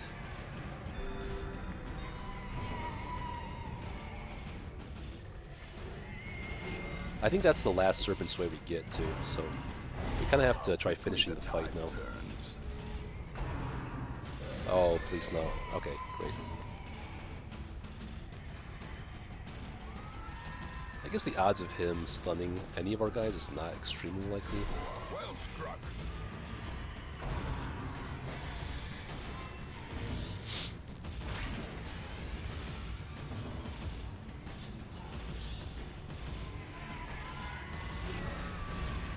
Inspiration and improvement.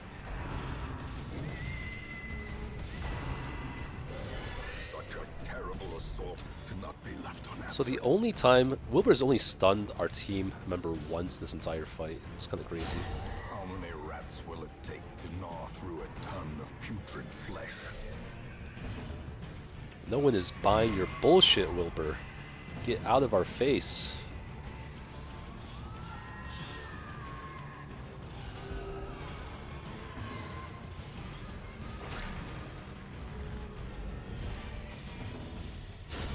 Boom goes the dynamite. A faint hope blossoms.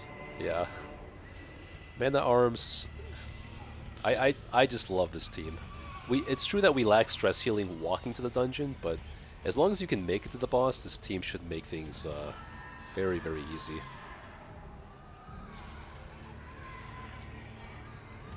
Now, how much do we actually want to stick around now is the question. I think I should grab this blueprint. There's a treasure room here, but then we're blocked off by the shovel. Yeah, let's... Nah, I don't care about the treasure room. Let's walk up here and see if we can get a secret room or something.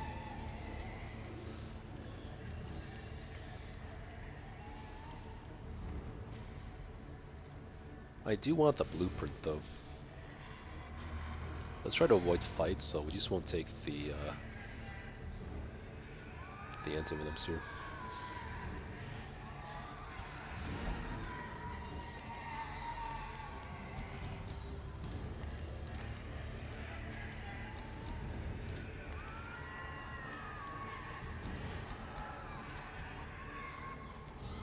Mayhaps we'll take a look at what this curio is.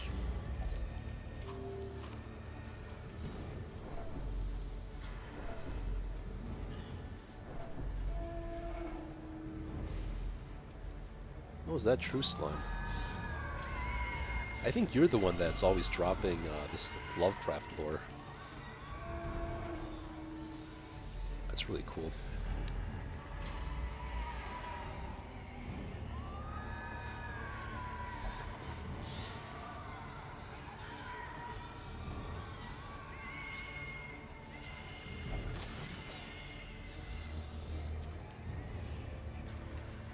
Yeah, who was the other guy? Was it name not loading? Can't remember.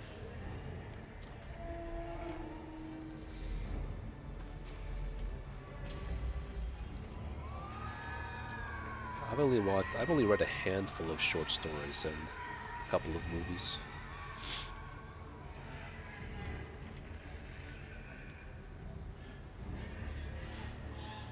There was a...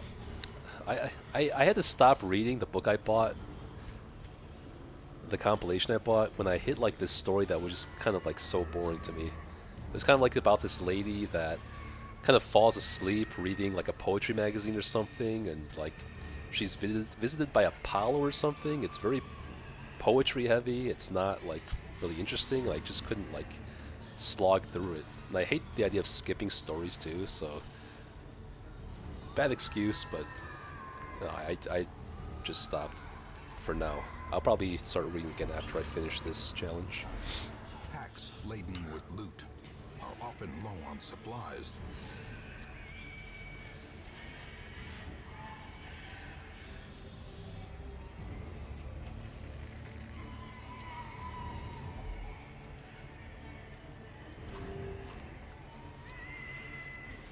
Secret room.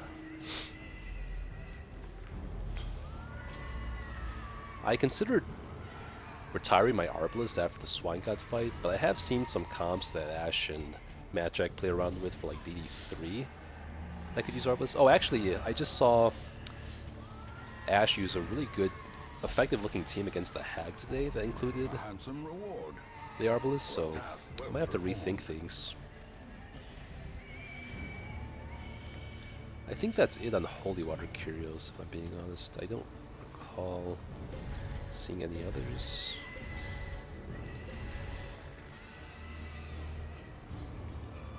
I don't need a damage buff from the Moonshine Barrel anymore. And it looks like I'm not scouting out any secret rooms either, though.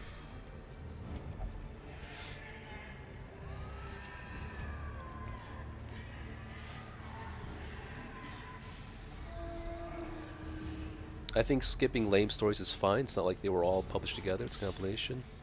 Yeah, that's fair. I'm very much a completionist and a stickler for things, though, as is kind of proven by me doing this kind of challenge run. I like to see things through. I like to do things correctly and fully. But I get that if it doesn't, other people aren't as OCD, then it's probably better for them.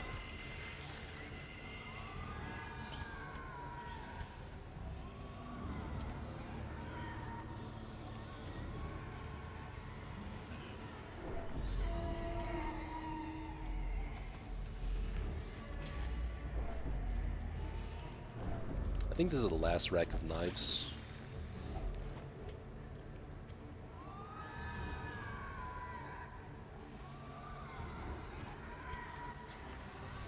And then the Moonshine Barrel has a chance of having some treasure.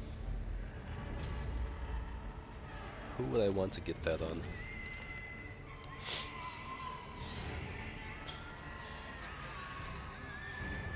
I don't really want that quirk on anyone, but I guess if anyone, it can be Arbalist. Because if I'm only taking her into the DD3 level, or DD2, or the Champion Hag, then I don't think... Oh, Tippler will affect my stress healing, though. Whatever, we'll try it. Okay, cool, it was treasure. Not good treasure, it's terrible treasure, what the hell? That's not worth the risk at all.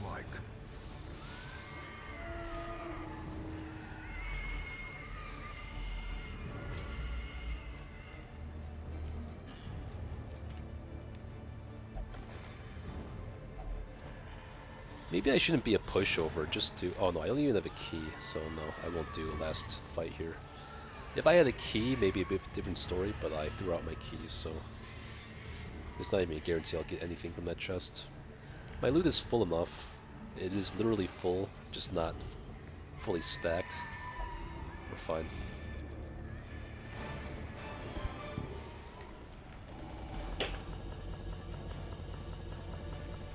Wilbur's flag is a very useful trophy. Unerring is better than Worn Scrounger. Off guard has to be healed off. So is Hysterical Blindness. Dark Temptation is awful. I do need Arbalist for the Shrieker too, now that I think about it. Interest and obsession. Alright, what happened last week? Mile markers on my New quirk Faithless. Okay. That's all.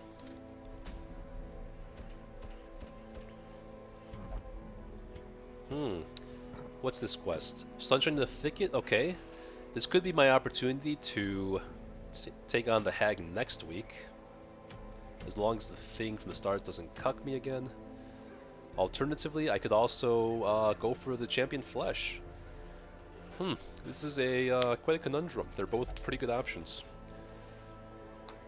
Maybe I should prioritize the Warrens though, so I can actually complete the boss meter.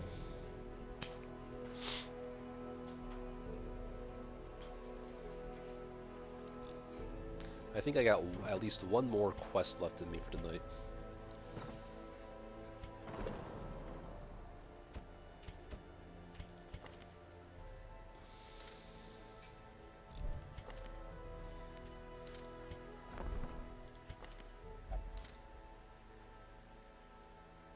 I do have 3. I could make a team that for apprentice here.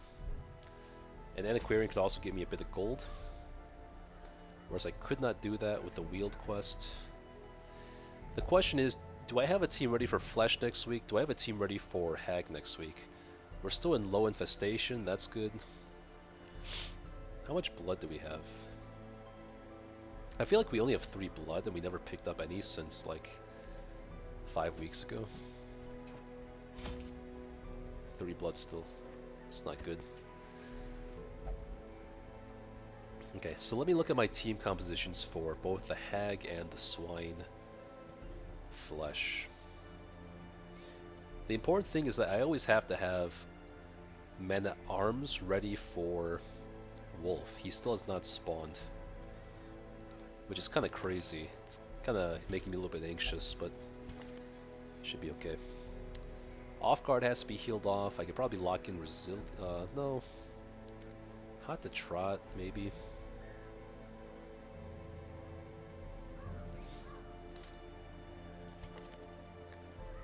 Mankind Hater.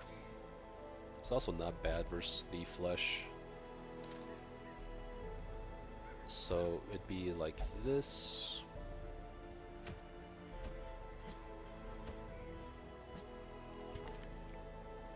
Anemic, I probably want to stress. Okay, let's get Anemic off before we take on the Flesh, because the bleed might become a problem. Plague Doctor also has Anemic, but she's not going to be hit by the Maws in the back row, so the bleed isn't as big a deal. And then the Vestal, we want our Hard Noggin Vestal again. That means we have to heal this crap off. Let's at least heal Lethargy off, I think. So this would be our comp for the Flesh. I'm comfortable taking. So you need Anemic off, you need Slow Draw off, I mean Lethargy off. And then we can heal these off with Plague Doctor before the thing maybe. Okay, now let's look at our Hag team. It would still be Man-at-Arms. So Mankind Hater Man-at-Arms. He takes less stress than the entirety of the Wield basically. When a Highwayman. Do I care about... Oh, Lurker I think is more important than Armed Guard for the Hag fight. One of Vestal. Manslayer, Eldritch Slayer would be good. And what was my other one? Oh yeah, like Hellion. So this is my go-to comp for the Hag. None of these guys need any work, so... I'm thinking fresh air in the tunnels.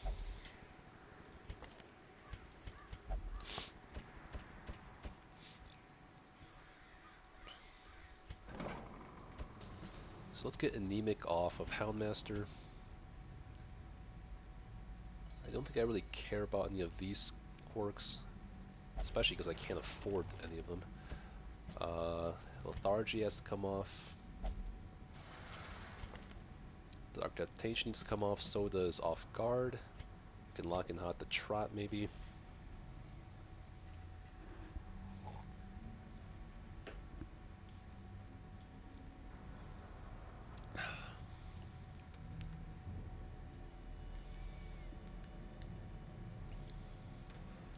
This makes him very good against DD2, I feel like. Whereas, what about the other Man-at-Arms? Mankind here would be good for the final boss, but that's it, pretty much. And Fango Bayphobia would have to be healed off before I can take him on.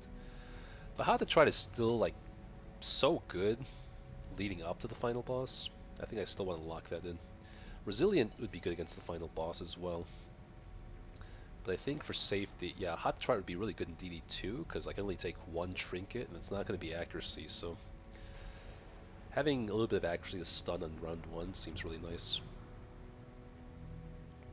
Actually, a lot of accuracy on round 1. Okay. Any other diseases?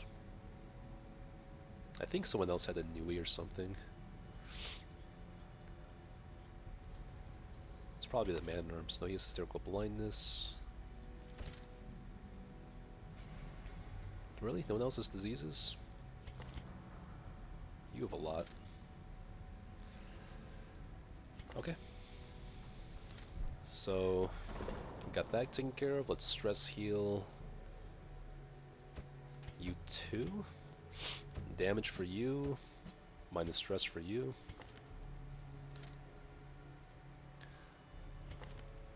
The damage buff would actually be better on her if I'm taking her to either the Hag or the Shrieker next. It's a small chance of the damage buff, small chance of a stress reduction buff. Yeah, I think damage on Arbalest will make some of those fights safer in the long run. Let's go ahead and grab this Abomination then.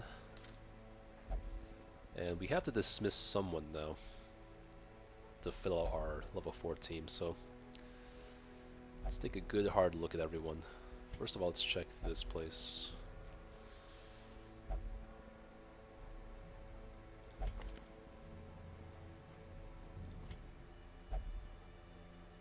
Both have Eagle Eye. Light sensitive though. No, no thanks.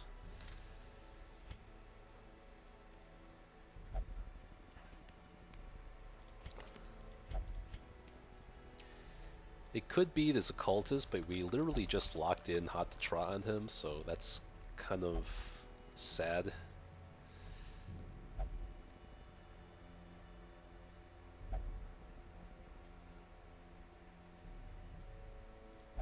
Let's sort by class.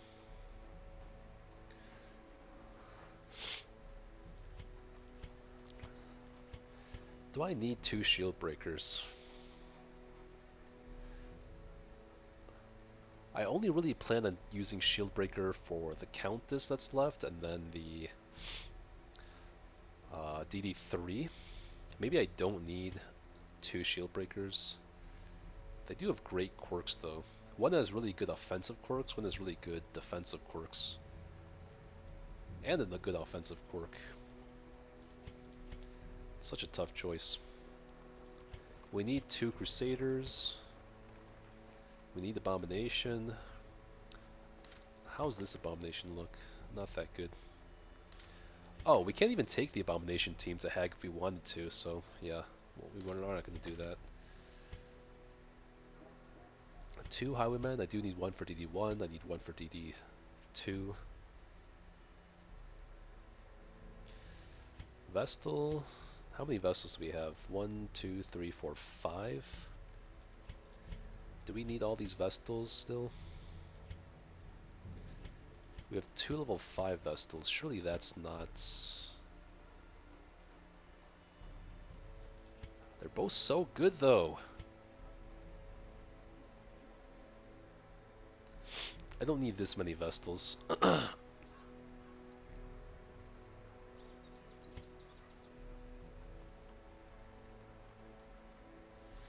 I feel like I should get rid of a Vestal here.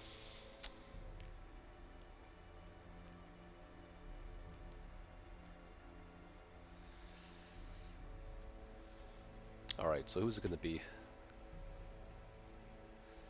Eldritch Slayer. These are both the accuracy ones, which are super good. Unholy Slayer. Resilience. I feel like you're a keeper. Hippocratic. Eldritch Slayer. I feel like you're a keeper. Natural Eye, Eldritch Hater. Pretty good. Hard Skinned, Hot to Trot. I feel like you're a keeper. It's kind of gotta be this Vestal. The other ones have accuracy from just their Slayer quirks. So this one doesn't have a whole lot going for her. Like damage isn't her like thing anyway, so my stress is like, yeah, 5 accuracy is yeah, tough choice. Had her for a long time. Send this one to But we journey need an apprentice elsewhere, team at all times. for we have need of sterner stock.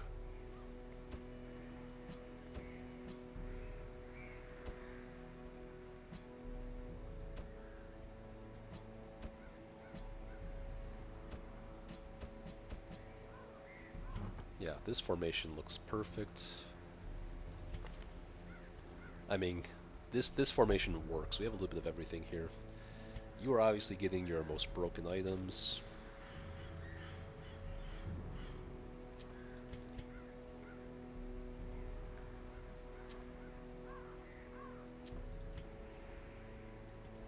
You can take garlic this time. Moon ring, sure. Or surgical gloves. We don't have any stress here. You know what? Hold on. We want a dodge comp, actually.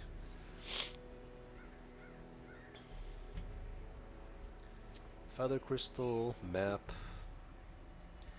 You know what? Dodge comp is not going to be that important here. If she was level 2, I would go all in a dodge comp, but otherwise, no, this is fine. We just use riposte strategy. Yeah, I'm not doing that.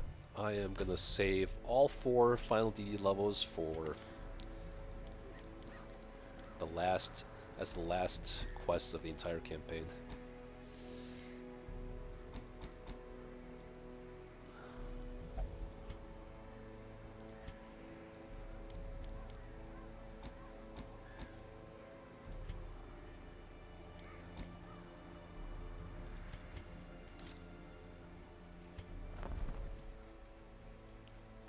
So we just have to pray that Thing from the Stars doesn't cuck us next week.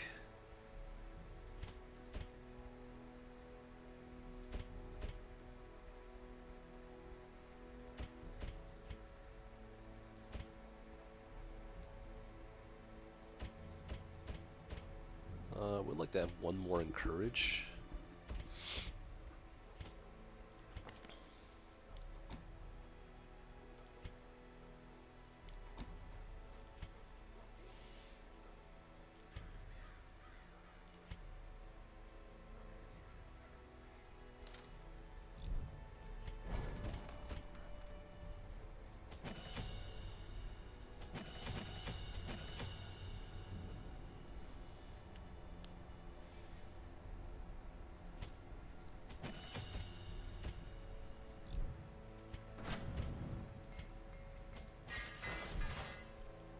We're still we're so far away from the Athenium, which is fine, I guess. But hopefully it's Antiquarian. Let's try to stack as much gold as possible in this rare chance to take Antiquarian out. She's really got to save our ass, as always.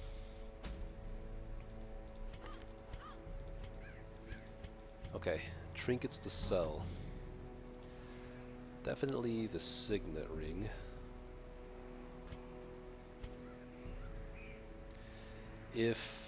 Okay, Fortifying Garlic adds Disease Resist, which Cleansing Gristle does not.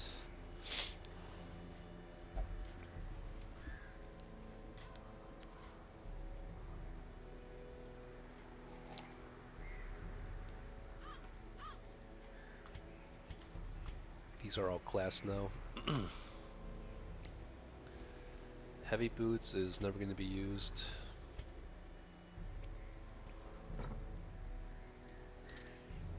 Fresh air in the tunnels. This will complete the Warrens and also give us a chance to do a lot of damage in the Warrens against the Flesh next week.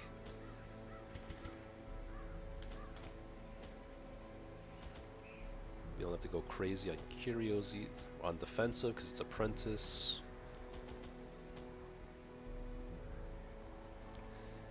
Do have to start thinking about Countess though, because we don't have that much blood.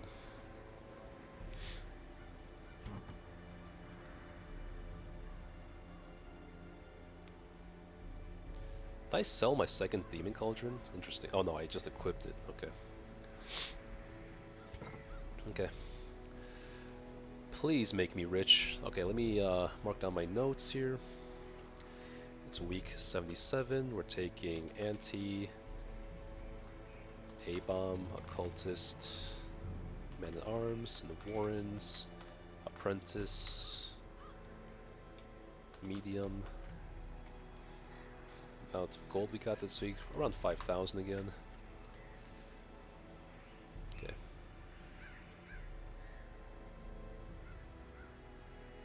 Shovels, anti-venoms, bandages, herbs, keys, waters, laudanum,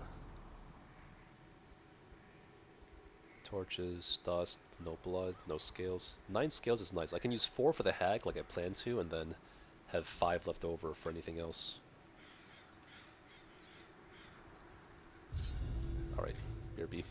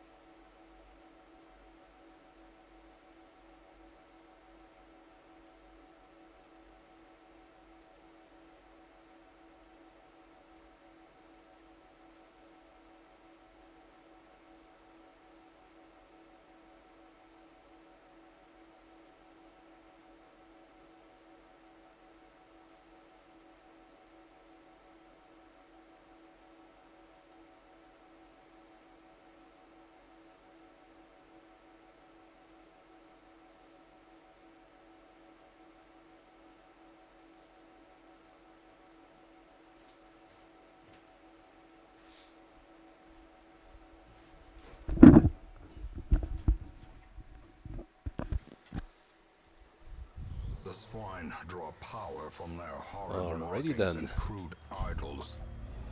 Tear them down.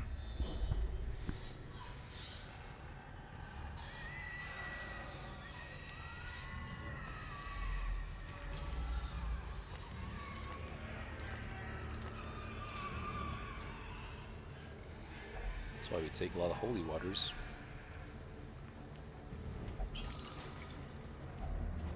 If only treasure could staunch the flow of otherworldly corruption.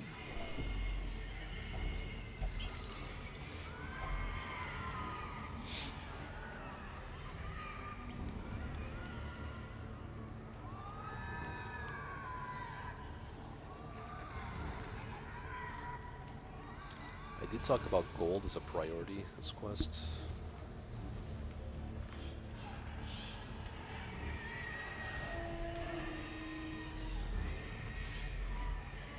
There's a torch if we find a pile of scrolls, which doesn't really matter for the apprentice guys, I guess.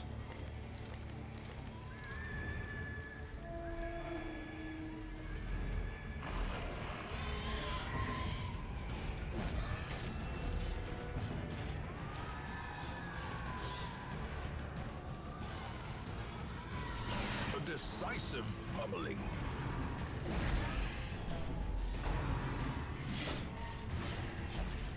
You're supposed to be fast, man. You have 4 more speed. It's kind of crazy.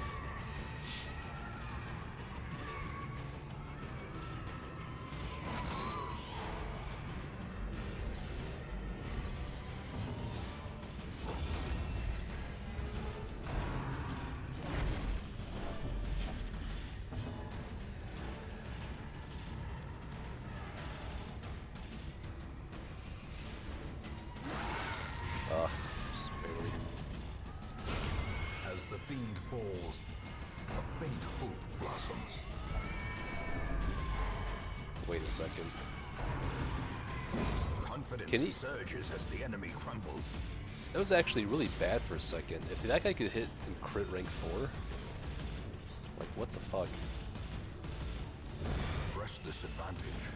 Give them no quarter.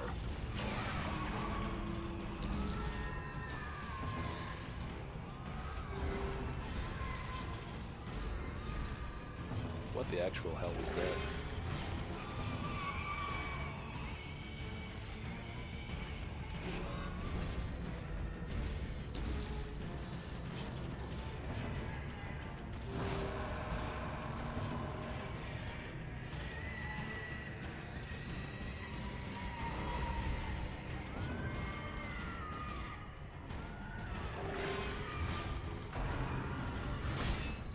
Good.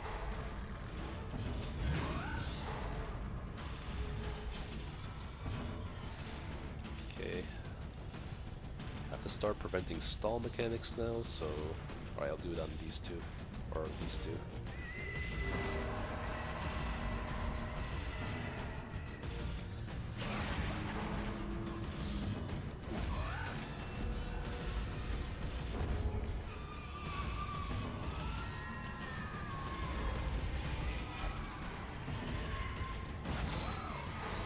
Nice.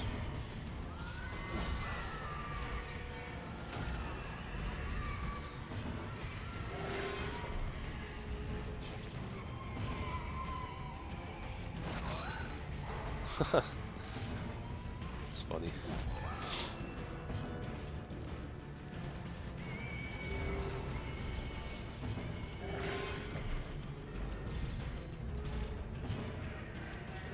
The wounds of war can be healed, but never hidden. Continue the onslaught. Destroy them all.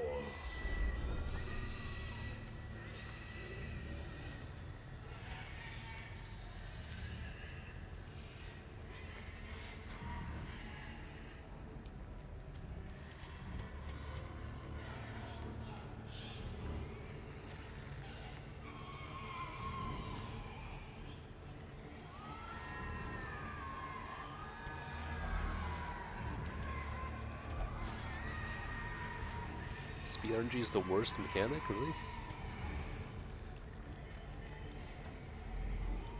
Most people out there hating accuracy.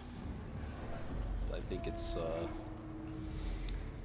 first I find the accuracy mechanic kind of makes the game unique. Or maybe it's not unique, I just haven't seen the other games with an accuracy mechanic similar to this.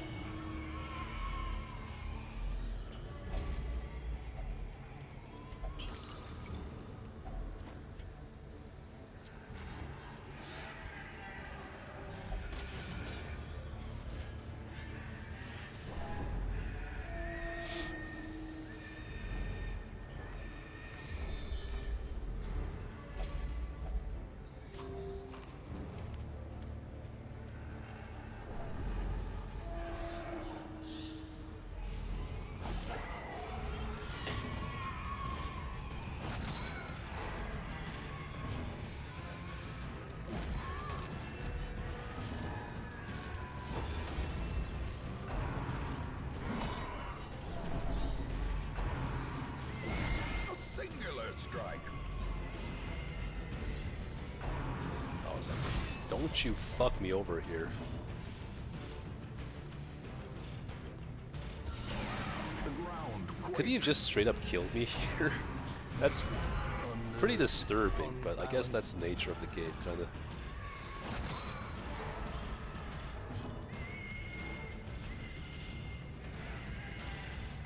Yeah, this is quite disturbing of an idea that he could have just died there.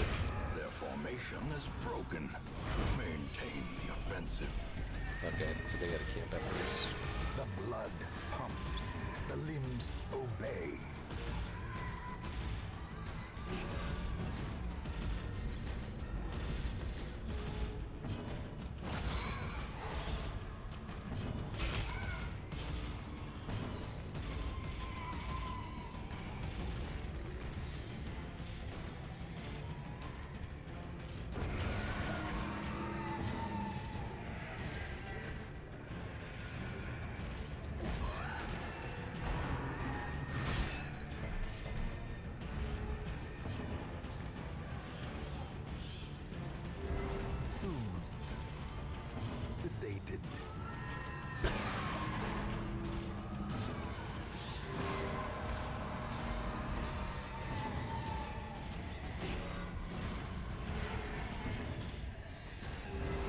momentary abatement.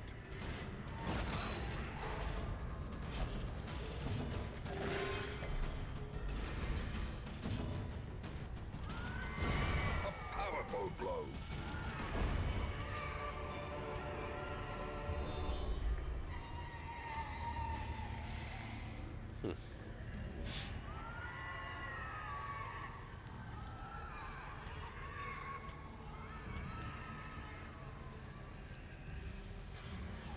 Let's walk this way for now.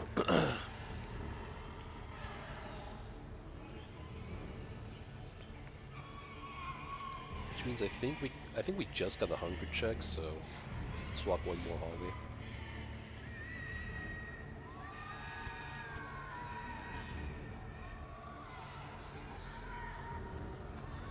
Which means I don't want to take a peek in that room. Ambushed by foul invention.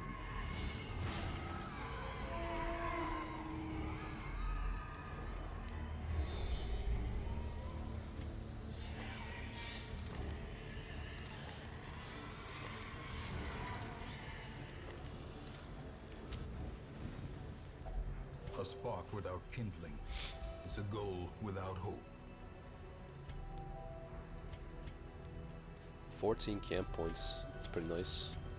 I guess it will prevent ambush then. Looks like it kinda be not good. I'll hit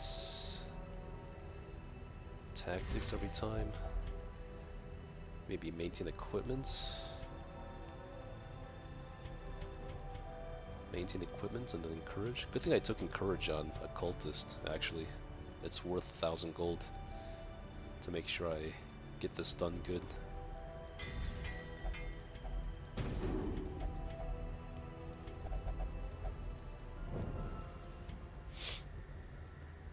What was this curio stack of books or something? Probably.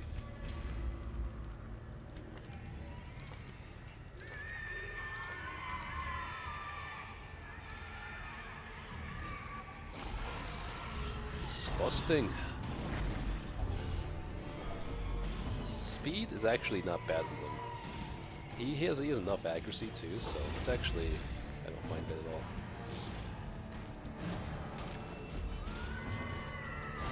Well struck.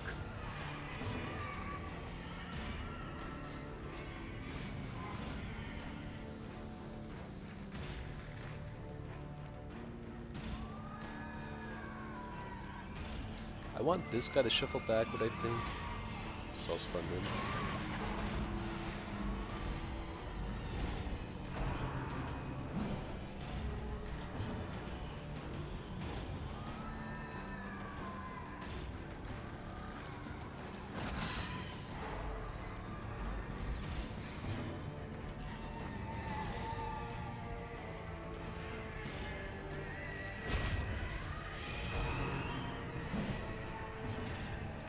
That's cool. Nice. Camp buff was worth it for that alone.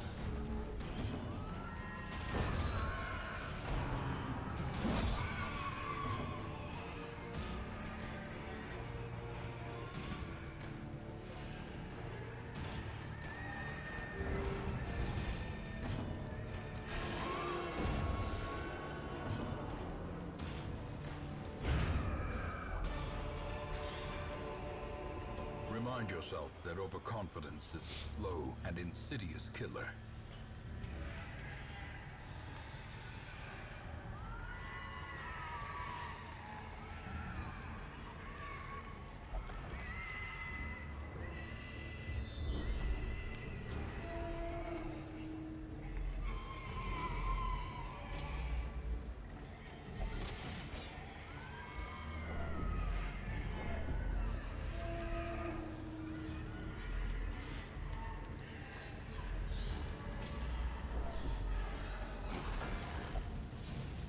Easy peasy.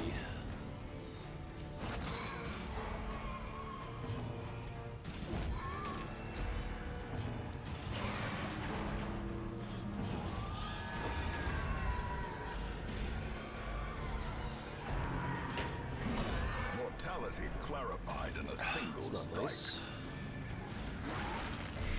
Oh, fuck. It's really not nice.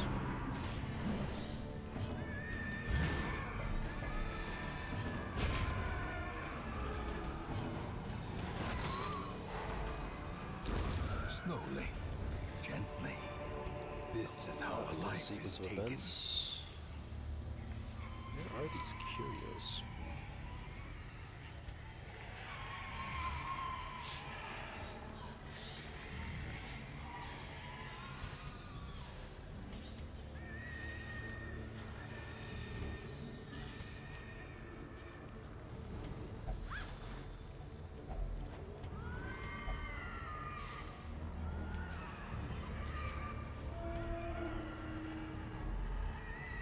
Oh, unscouted. Such blockages are unsurprising. These tunnels predate even the Let's earliest take settlers. get down if it's unscouted.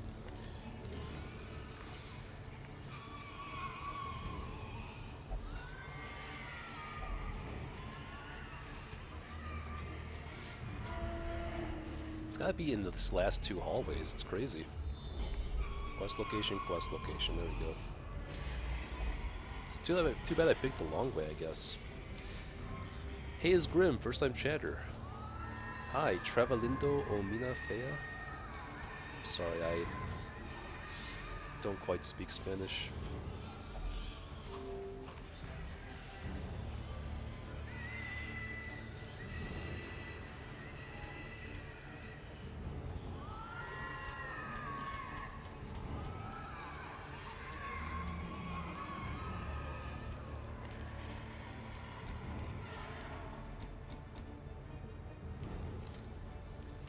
Welcome, though. Always glad to see a new viewer.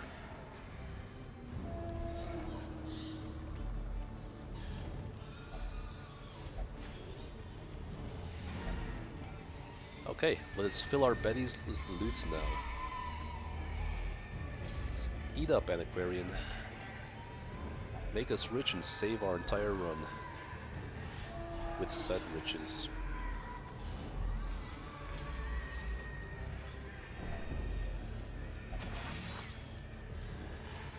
Curious is the trap maker's art.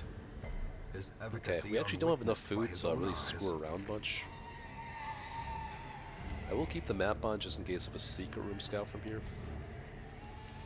We don't really need shovels anymore.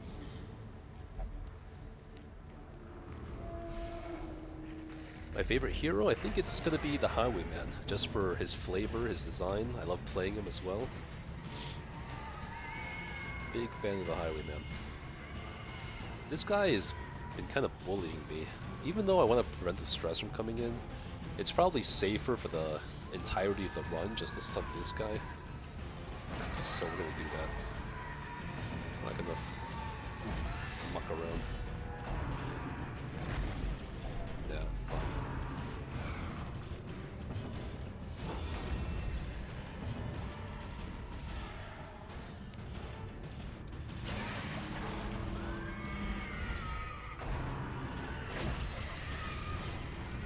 Through the garlic and over the woods. I can bully this guy now. Triple stun your ass.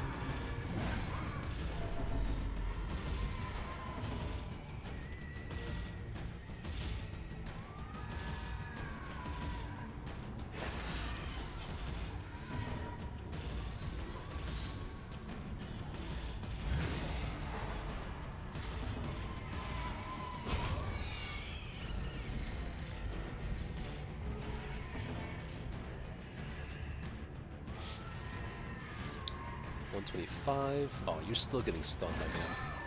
Oh, okay, maybe not.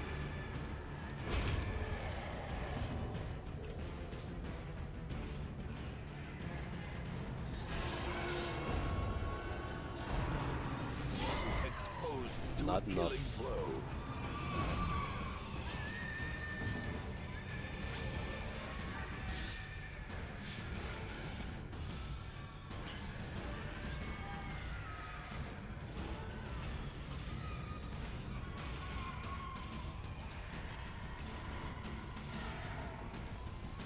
Yeah, fuck it. A time to perform beyond one's limits.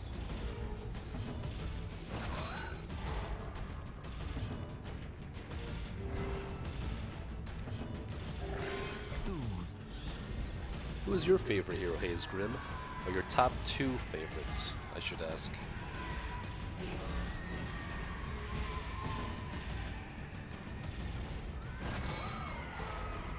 Double stun. Oh, come on, you can do better than that. Sedated.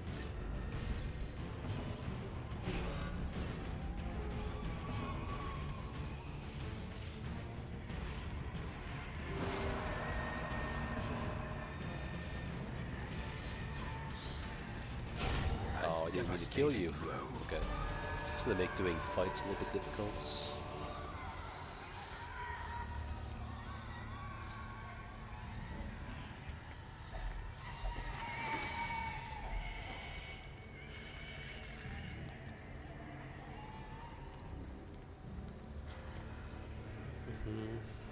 The Cultist and Crusader. Yeah, those are both very cool heroes. Crusader definitely has a lot of flavor as well. Kind of want Deeds a little bit for the Athenium. The Athenium.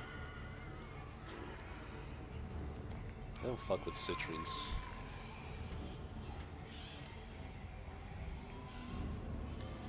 Let's do this fight, have one more hunger check down here, and then hopefully this is a like cart of bodies or something, or like a table full of food. That's what I'm gonna pray for here.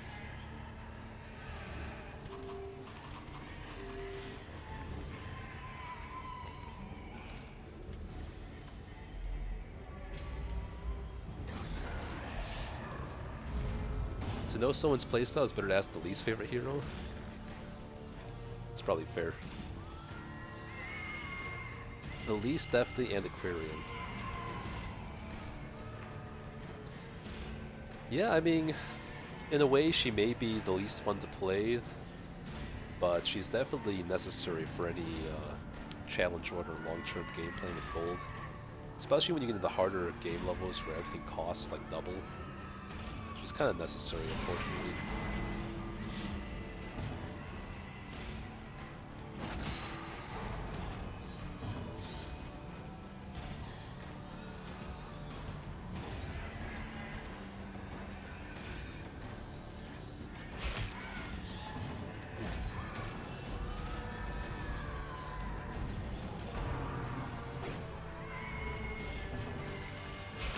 Oh, really? Speed of 7, speed of 10, it's not a guarantee, even with the fits.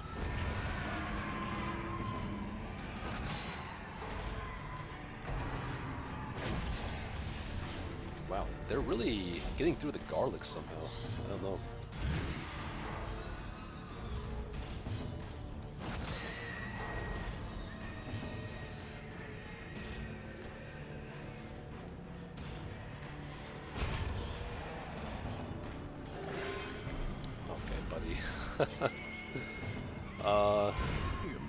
Are you really trying your best here? This expedition at least promises success.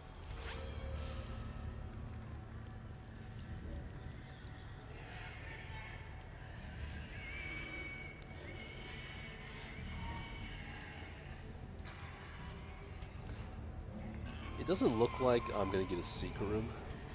Let's forget the keys.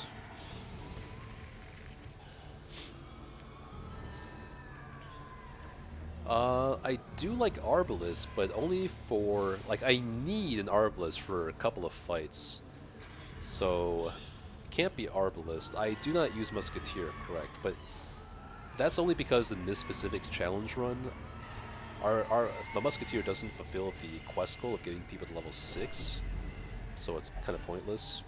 But if given the choice between the design of Arbalest or Musketeer, like, Musketeer looks like a cooler champ to me.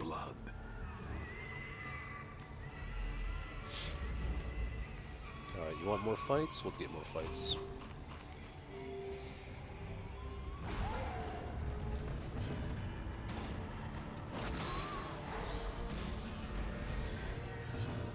I think my least favorite is still going to be either Abomination or Bounty Hunter. They're not bad heroes, but I just think other heroes are kind of better.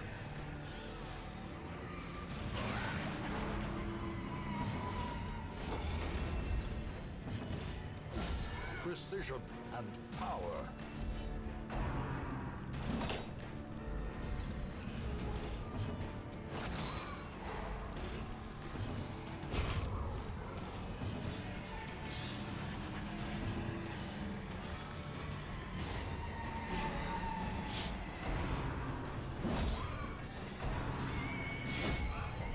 Finally, the bleed doesn't go through.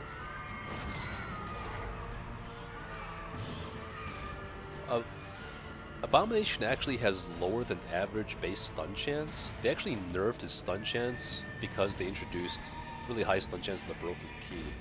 I think that's really counterintuitive and forces you into buying the Farmstead.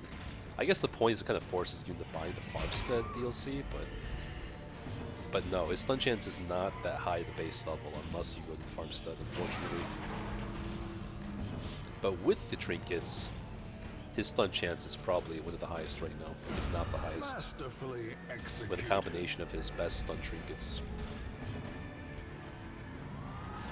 Which allows me to just double stun this guy all day, and even triple stun sometimes. Okay, if a cultist could just roll one half-decent heal, that'd be great.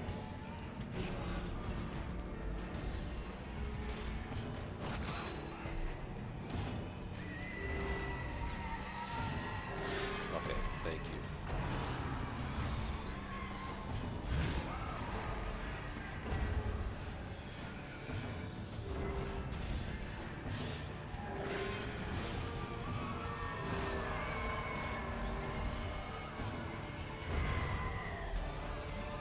I do kind of want some blood. Seize this momentum.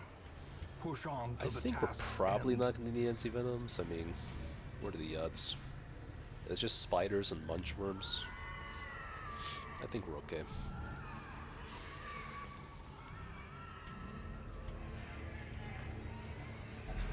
Okay, there's our last hunger check. So this is going to have to be our last room, unless this is food. Then we can explore a little bit more. Kind of got to get this now while we can. A handsome Okay, there's a reward little bit of food. That doesn't for a really task help well us. performed. Everyone's fully topped off already.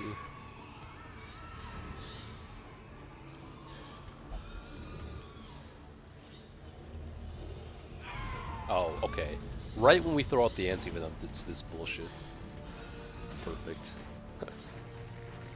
You know what? I've always dreamed of stunning one of these guys. I've never once been able to stun one of these guys, but it's always been one of my life goals. Let's see, we have plus 55 stun chance. Well, we only have a 5% chance of stunning. That's so sad.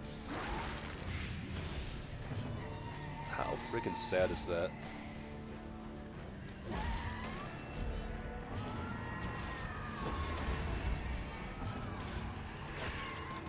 These guys are actually a little bit threatening. If they crit one of the squishier characters back to back. Ringing ears. Okay, good. Good We vision. need a single anti-venom so The far. end That's why approaches. fortifying garlic is so good when you have a guard strategy like this.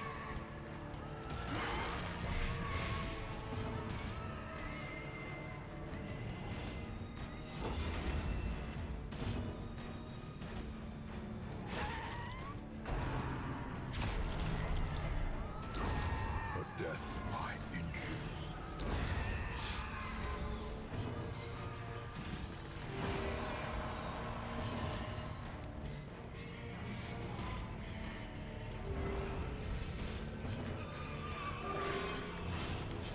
That must be like the third 0 you've rolled this dungeon alone. That's kind of nuts, man. I'm not gonna lie. Be wary. Triumphant pride precipitates a dizzying fall.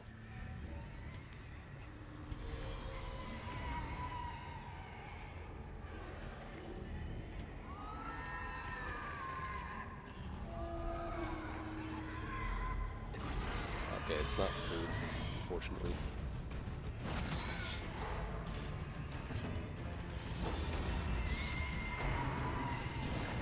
Nice dodge.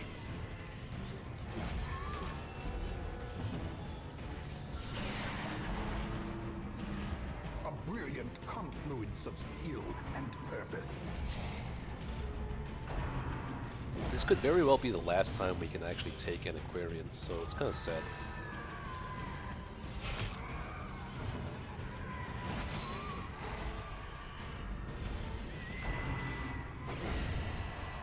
That's nice. So now I can do this. And this.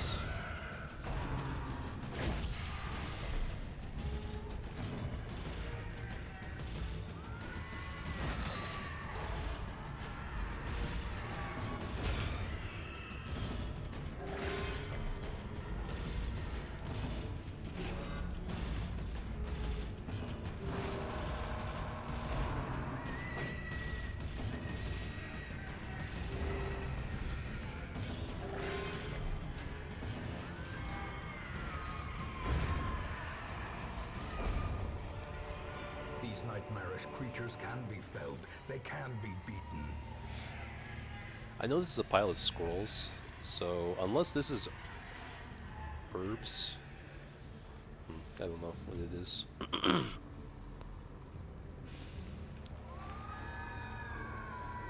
I think I can take a, I can just like take a hunger check. I don't care about these heroes. So I can throw out the herbs, I know. Let's go ahead and grab the torch.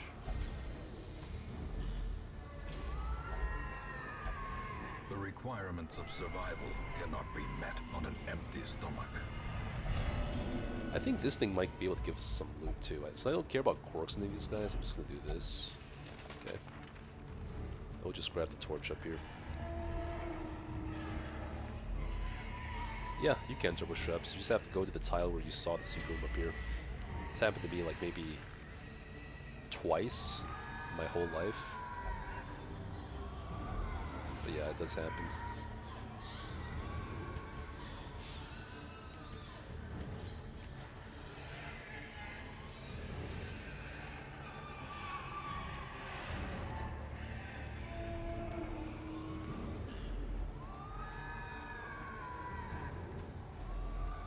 What if you get a secret room scout from this room up here?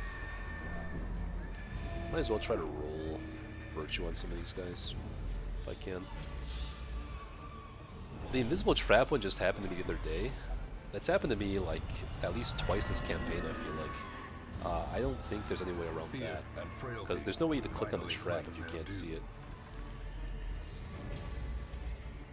One more fight? I think we have one more fight in this. We just bail early. Okay, I'm surprised that's good.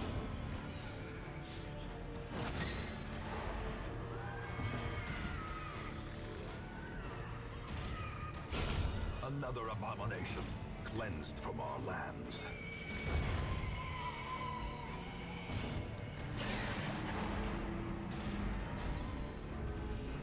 You know what, we may as well just transform here, just to top everyone's stress off. Oh, you know what? Be gone, fiend.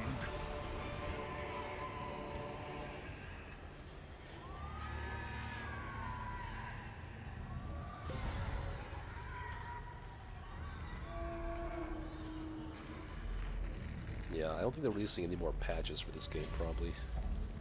Wouldn't really be a point. To fall for such a little thing. A bite of bread.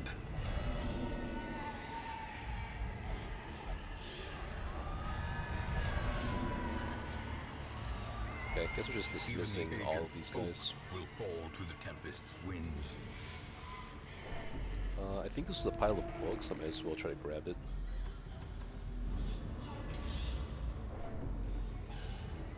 No, it wasn't. Yeah, not much loot this run, unfortunately, but it's alright. Robbed of their ridings, the swine will grow ever more ignorant. If such a thing were possible, Yeah, the newest updates didn't allow you to grab any rewards from the farmstead, and I don't know that they ever patched that, so that's a big bummer. Okay, so this week we were able to get 26k gold with Antiquarian. Was able to.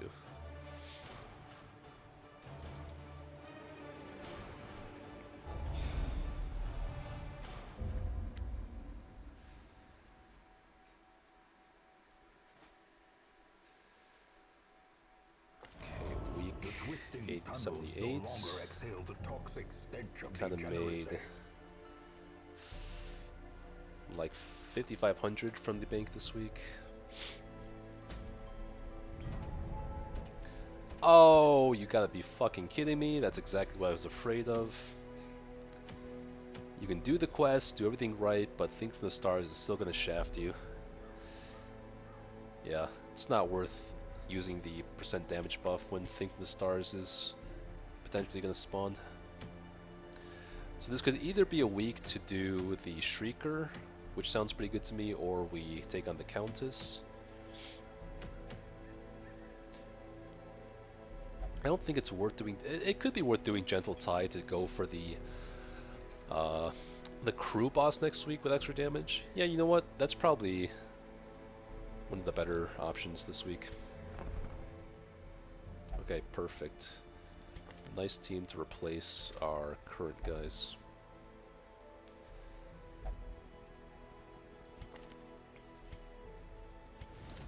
This one has become vestigial, useless.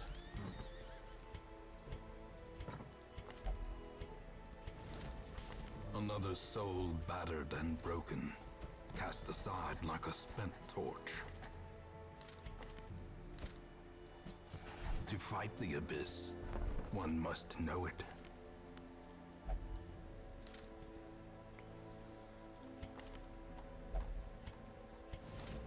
Suffer not the lame horse, nor the broken man.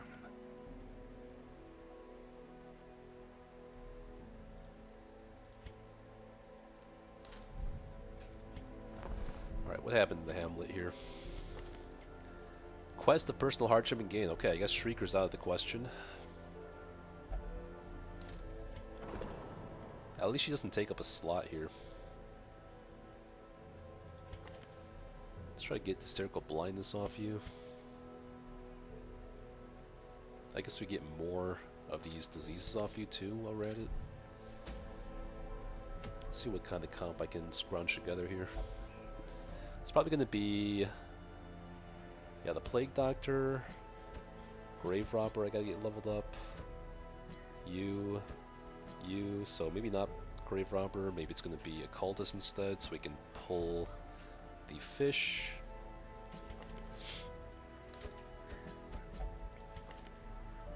Clotter, Hot the Trots, Cove Adventurer, Cove Tactician, Claustrophobia. Claustrophobia is negated by Cove Adventurer, Scattering doesn't matter, Cove Tactician is decent, Fairweather Fighter is decent, Hot to Trot is really good, Clotter is really good. It's probably just the one we've invested in. So this team, at least everyone has some form of healing. Usually I like to take Vestal to try to outpace the damage, but we gotta get these guys to level 5 and 6. This will be the last quest that this Plague Doctor can go on. I think this team should be fine. Take something like this. Accuracy for you all day. Or actually, let's take the Eldritch Crucifix. This is one of the only champions this is good on because he has so much max HP, and also his bleed resist is naturally very low. It helps with both the Cultist bleeds and the Pelagic Guardians. We're just lacking some stress healing on this team, but it's only medium. I don't really care about stress healing that much when it comes to medium quests, as I've said before.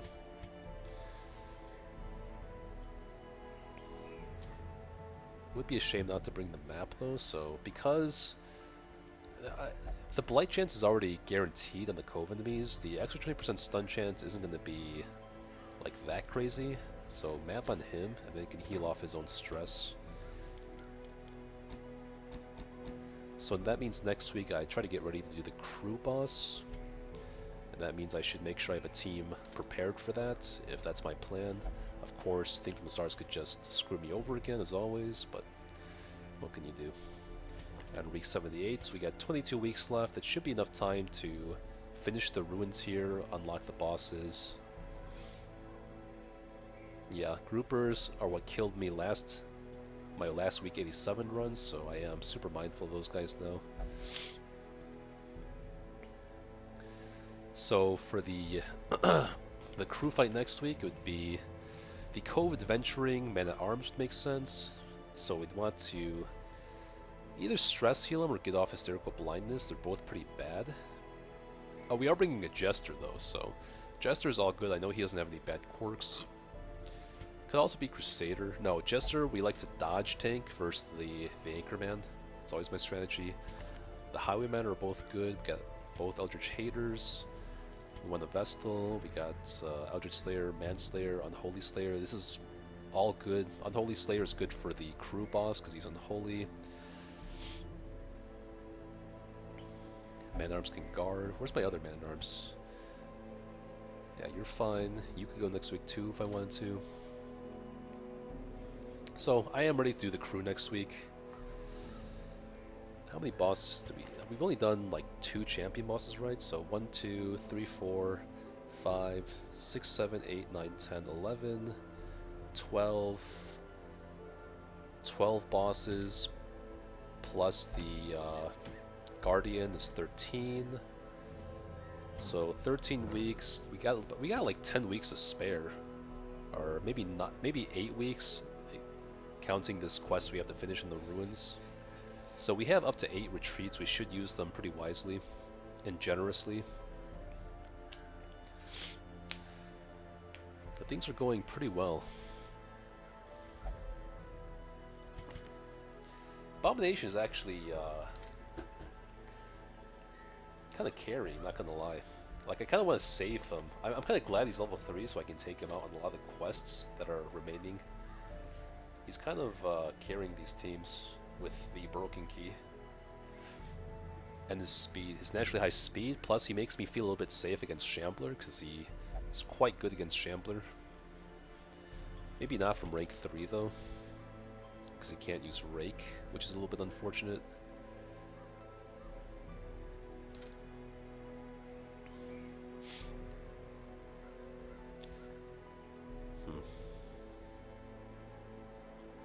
Yeah, good enough though. Unless, what's the alternative? Instead of Occultist, I could take the Vestal instead. And that would give me a lot more... give me a bigger safety net against the groupers, like I always say. And plus it would put Abomination in a position where he can actually use Rake against the Shambler. So yeah, this might be a better comp. That just means I don't have Vestal for any other veteran quest from here on. I'd have to use Occultist. But if I'm using Vestal, it might as well be in the Cove, where I already made a point of saying I like Vestal in the Cove the most because of her ability to outpace the groupers heal, or kind of stabilize after a 4-grouper formation. So yeah, this should be my comp. I mean, we take the diary on her, we get the map. And we have 2 occultists left, so they will have to be our primary healers for the remaining veteran quests. That we need to get him to level 5, we gotta get her to level 5 and 6. And that will be pretty much it. Then we can just do champion missions from there on, or even do Endless Harvest for these guys.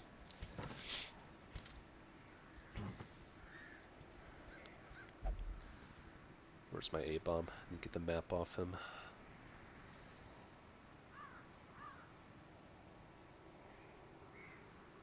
Abomination, where are you hiding?